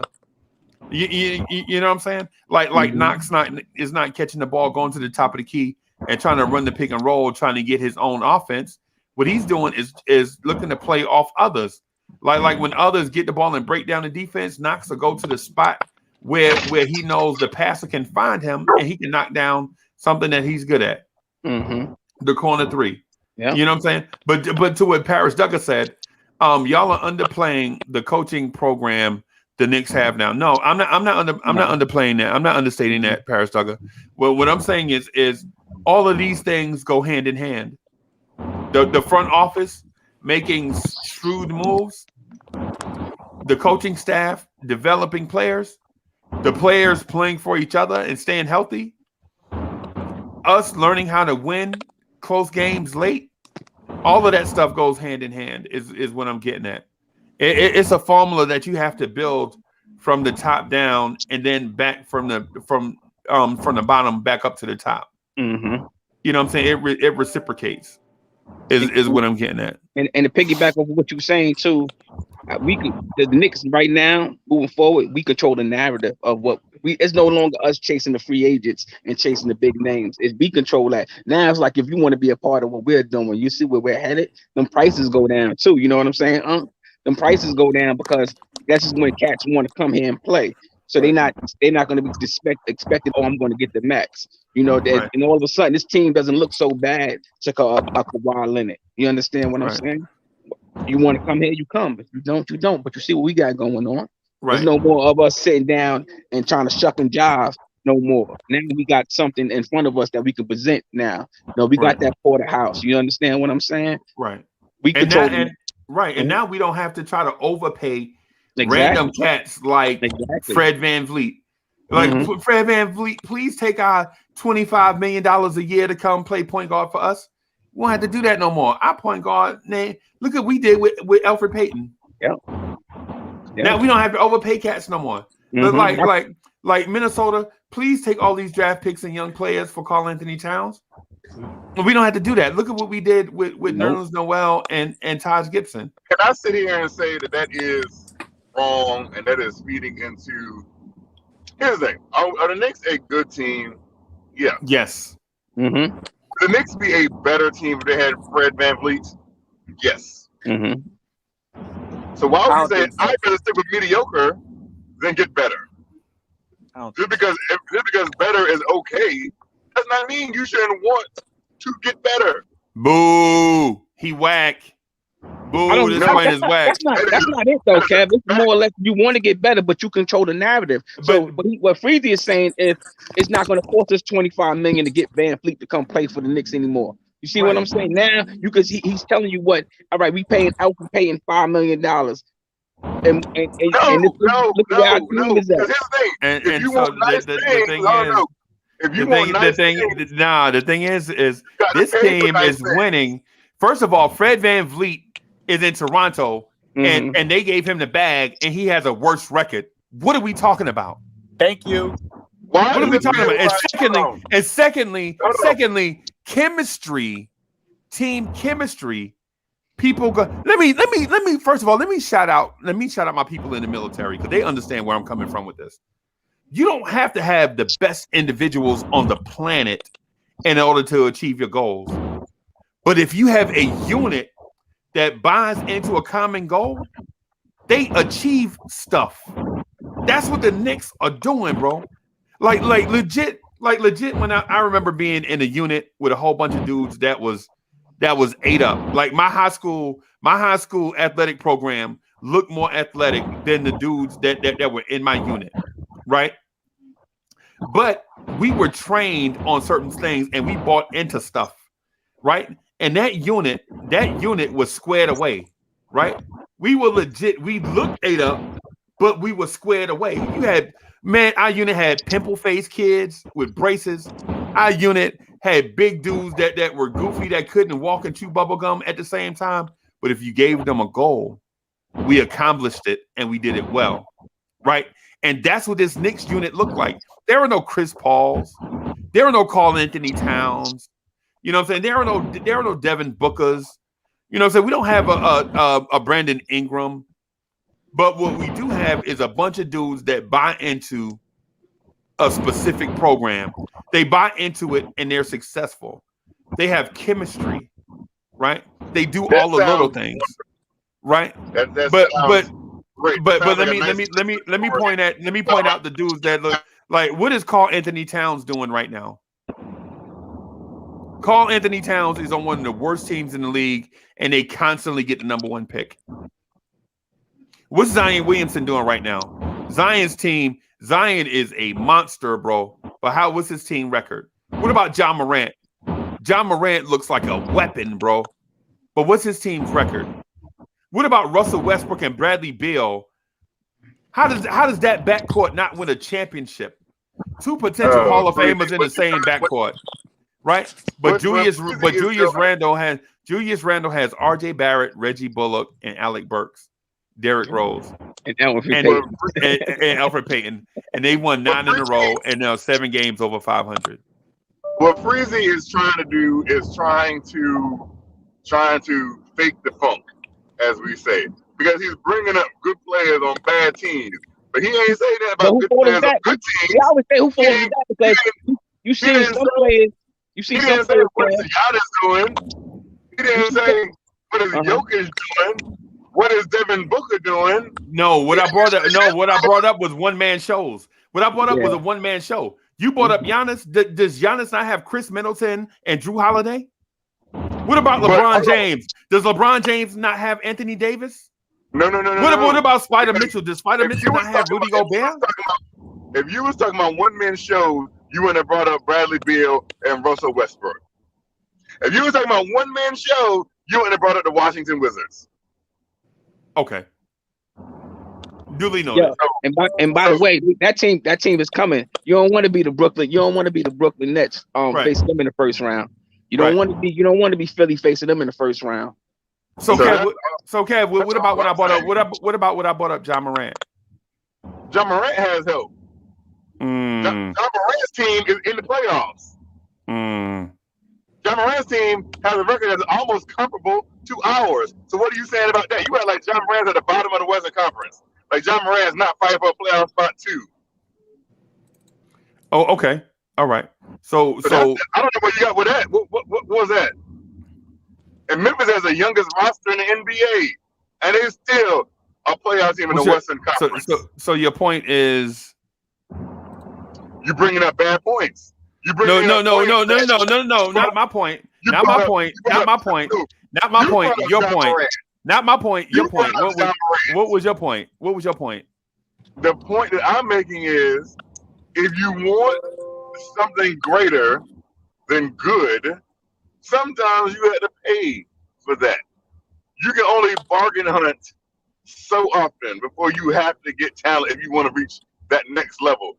There's a reason the better teams have higher salary caps, because they got to pay their players. The Bucks have to pay Chris Middleton and Drew Holiday. The 76ers have to pay Joel Embiid and Ben Simmons. Anthony D was good. You can't just go bargain hunting and expect to be better than what you are, because all you're going to do is just being a revolving door. So yes. But what you do is you do the same thing that them teams is doing. You sign dudes like LA signed over in the off season for nothing, for peanuts. That's what happens.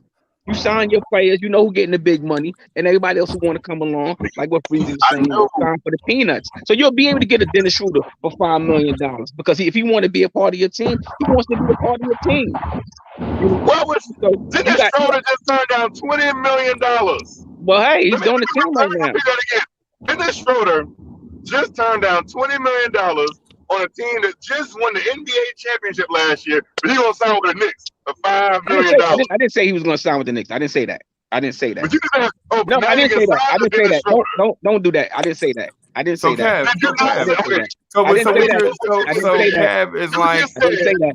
I didn't say that. You can sign. I'm quoting what you said. You said now you can go out and sign Dennis Schroeder for $5 million. You legit brought up Dennis Schroeder. I'm just saying hypothetically. I didn't say the Knicks. I just said hypothetically you could sign these players what LA was doing. Montrezl Harris, they signed him for nothing. When he could have got more, he could have got the bag. He could have got the bag with the Clippers. Am I right or wrong? Freezy. Couldn't Montrezl Harris got the bag with the Clippers? That was his team. He could have got the bag. He signed less for going to LA. He felt his opportunity, his chance of winning the championship was greater with the Lakers than it was with the Clippers. I'm just saying this. I think great coaching and team chemistry trumps raw physical talent. Right? That's my opinion. I think flat out good coach. A stable front office, great coaching, and great team chemistry trumps flat out physical talent. Right. And you can see that because these players go to certain places and their teams can't win. Right. But you take Julius Randle and a bunch of role players and they're 7 games above 500 in the East on a 9-game win streak. Right. And then you look at a place like that always has high draft picks, like the Detroit Pistons, and you have no idea what direction they're going in. What direction are the Detroit Pistons going in with all their high draft picks? You have no idea. What direction are the Cleveland Cavaliers going in with all their high draft picks? You have no idea. But if you if you turn your franchise around, like stabilize your organization, get a great coach, have great team chemistry, then your team will at least have, you know what I'm saying, at least be in games every night. Right? Every night. You have a chance to win. So you don't need talent for that. No, every team needs talent. You need talent. You need talent. But the thing is, though, Cat, the thing is, Cat, would you consider Dwayne Casey an above average coach? Nah, that's opinion. I don't know. Yeah, I don't know. Because if you say Dwayne Casey is an above average coach, would you consider Detroit Pistons front office a model of consistency? I don't think the front office has anything to do with Dwayne Casey because Dwayne Casey hasn't spent his entire career. Yeah, that's a good way to dodge that question. I understand. I understand. Hey, so Faith Kaminga, thanks for the super chat. Who will win a series between the Knicks team, this Knicks team versus Melo's 52-win team? This team is better than that team. That's what Faith Kaminga says. I'm not for sure. I don't know. That'd be a nice series though. Yeah. You know, you have the wits versus the youth. You know what I mean? So it'd be a nice series. Yeah, I feel you. I feel you. And I'm confused to where Hoodie Kev is going with this point because I feel like this team, washing Kevin Knox and Mitchell Robinson and Frank Ntilikina of what happened to them under the previous coaching and rebuilding them and Thibodeau's image helps this team going forward versus trading Knox and Frank and Mitch for a guy that's a perennial loser on another team that just scores a lot of points. I don't know if just going out and getting a guy that scores a lot of points is going to help the Knicks because you got to take chemistry into play. You know what I'm saying? Like legit, I gotta trust the guy that packed my parachute. The guy that packs parachutes overnight. I gotta be able to trust him when we get to drop zone and jump master is like outgoing personnel stand up. Sound off for equipment check. Hook up. Stand in the door. Go. When you hear those words, you shouldn't be thinking about the dude that packed your parachute last night. You should be thinking like he said go and I'm going. Right? That's what I'm talking about. Chemistry means something. You know what I'm saying? It's not about a dude that can do a backflip out the door. Oh, he's more talented. He can do a backflip out the door. Nah, it's chemistry, bro. You got to take into account team chemistry. Like for instance, on the Knicks at Night podcast, me, City for Real, and Hoodie Kev have this thing called team chemistry, right? And basically what it is I like to talk and I like to put out good points, right? But when they get on the roll, you know what I do? I get out the way and let them get on their roll. But what if they started talking and I started talking over them? Now everybody talking all over each other, ain't no chemistry or nothing, right? But we got a bunch of talent. But we talented though. I mean, nah, bro. You got to have some chemistry, bro. It's what makes teams work. Y'all got to run, fellas. I got to run. I got to get out of here too, man. I just want to chop it up with y'all real quick this morning. You know what I'm saying? I'm still feeling high off that Knicks win yesterday. Yeah, man. I'm gonna leave y'all with the end of the note. We will beat the Phoenix Suns tomorrow night. Bam. All right. I see y'all. Love y'all guys. Hey, man. Hey, love you, bro. Appreciate you, man. Hey, so Evergreen, I'm gonna get out of here, man, because I got to do some stuff before I go work on some other stuff. Okay. I just wanted to thank you for coming on, man. Even though you came straight at my neck. Yeah, I got to. Yeah, I noticed that. It's like impulse. Evergreen G was like, he didn't even say hello. He was like, I just gotta jump on here. I know y'all ain't talking bad about Melo. Yeah, And I'm like, Okay, bro, come on, bro. I gotta curb the enthusiasm a little bit because y'all get a little reckless sometimes. So I need to do a little pressure check. You know, make sure everybody on their P's and Q's because some people might need to get a you ran GI out the chat. Get an adjustment. Ain't that what we say? Got to get them adjusted real quick. I never saw that side of you before. You ran GI out the chat. GI was gonna hang around for a little bit. Nah, don't do that. Nah, man. You ran GI out of here. GI, if you watching, bro. Hey, I didn't know Evergreen G was gonna do that. That's not what I expected, bro. That's not what I expected. And he doing it in his service uniform. I didn't expect that. So hey, don't buy into that, GI. Don't buy into that. Hey, Hoodie Kev. So I understand you went to go see Mortal Kombat, and I understand you have your superstar shades on. But listen, Karl Anthony Towns is not the answer. We'll holler at you. We'll holler at you tonight on the Knicks at Night podcast. Yeah, that will give me like an hour of ammunition to go on that statement like that. No, because I believe that Karl Anthony Towns is the answer. Soft. You give me Karl Anthony Towns and or De'Aaron Fox. Woo! Title contender. No, adding talent does not make you better. Usually that's what happens. No, that is a strong statement. Adding just does not make you better. I like that. Yeah, because chemistry, bro. You have to have team chemistry, bro. It's like when you get married, bro. It's like when you get married. The most important thing between the two people is chemistry. I want to ask you a question, Freezy. Kev, we got to get out of here. The Knicks at Night podcast at 11:45. I want to ask one question. Did adding talent for the Phoenix Suns make them better? I'll leave you with that. No. That was whack. I don't know what you're talking about. Hey, Nick DeWick, what's good? I mean, they added a talented point guard, didn't they? And now they're from a fringe playoff team, the number 2 team in the Western Conference. Chris Paul is much more than just a talent, though. And you're not even talking to what he does for team chemistry. You didn't say what kind of talent. You just said talent.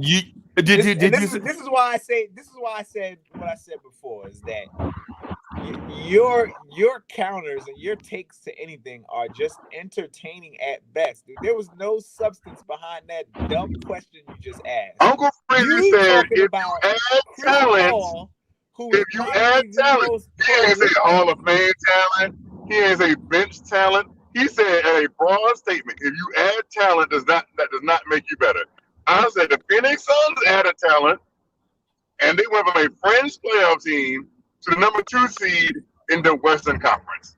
The Phoenix Suns added chemistry. The Phoenix Suns added chemistry. Make a broad statement. I'll make a broad statement. Okay. I think the Phoenix Suns added more than just talent, though. I think they added a certain level of team chemistry to that team. So who else did they get? So anyway, I'm gonna get one of the greatest leader point guards that never won a championship in Chris Paul. Right. Again, the statement was adding talent does not make you better. Here we go. That was the statement. I took that statement. Just adding talent. Statement. No. It wasn't adding talent makes you better. He said just adding talent. Yeah. Because when you add the word just in as a preposition to another word, it means that something else must be included. Right. So when he says just adding talent doesn't make you better. The statement itself was vague. The statement is just adding talent. Well, the Phoenix Suns just added Chris Paul. But he's more than talent. He is the leader. He is the glue guy. He is the engine. He is more than just a guy that can shoot good and dribble good and pass good. He when he's talking about talent, that's what he's referencing. He's referencing a guy that can that is good It's a at special what he talent. does. No, like Quiet Money. What he does. Hey, so everybody, we're gonna holler at y'all on the Knicks Tonight podcast at 11:45. We're gonna try to do 11:45 sharp. Yes. But it seems like every time I try to jump on, y'all know how it is. Something always happens. So I'm gonna try to do 11:45. Man, City is hype. I know City is ready to jump on. And Hoodie Cav went to the movies to see Mortal Kombat. So I know I'm getting ready to try to watch Mortal Kombat before 11:45, so that Hoodie Cav and I can maybe critique towards the end of the joint. But we're gonna get out of here.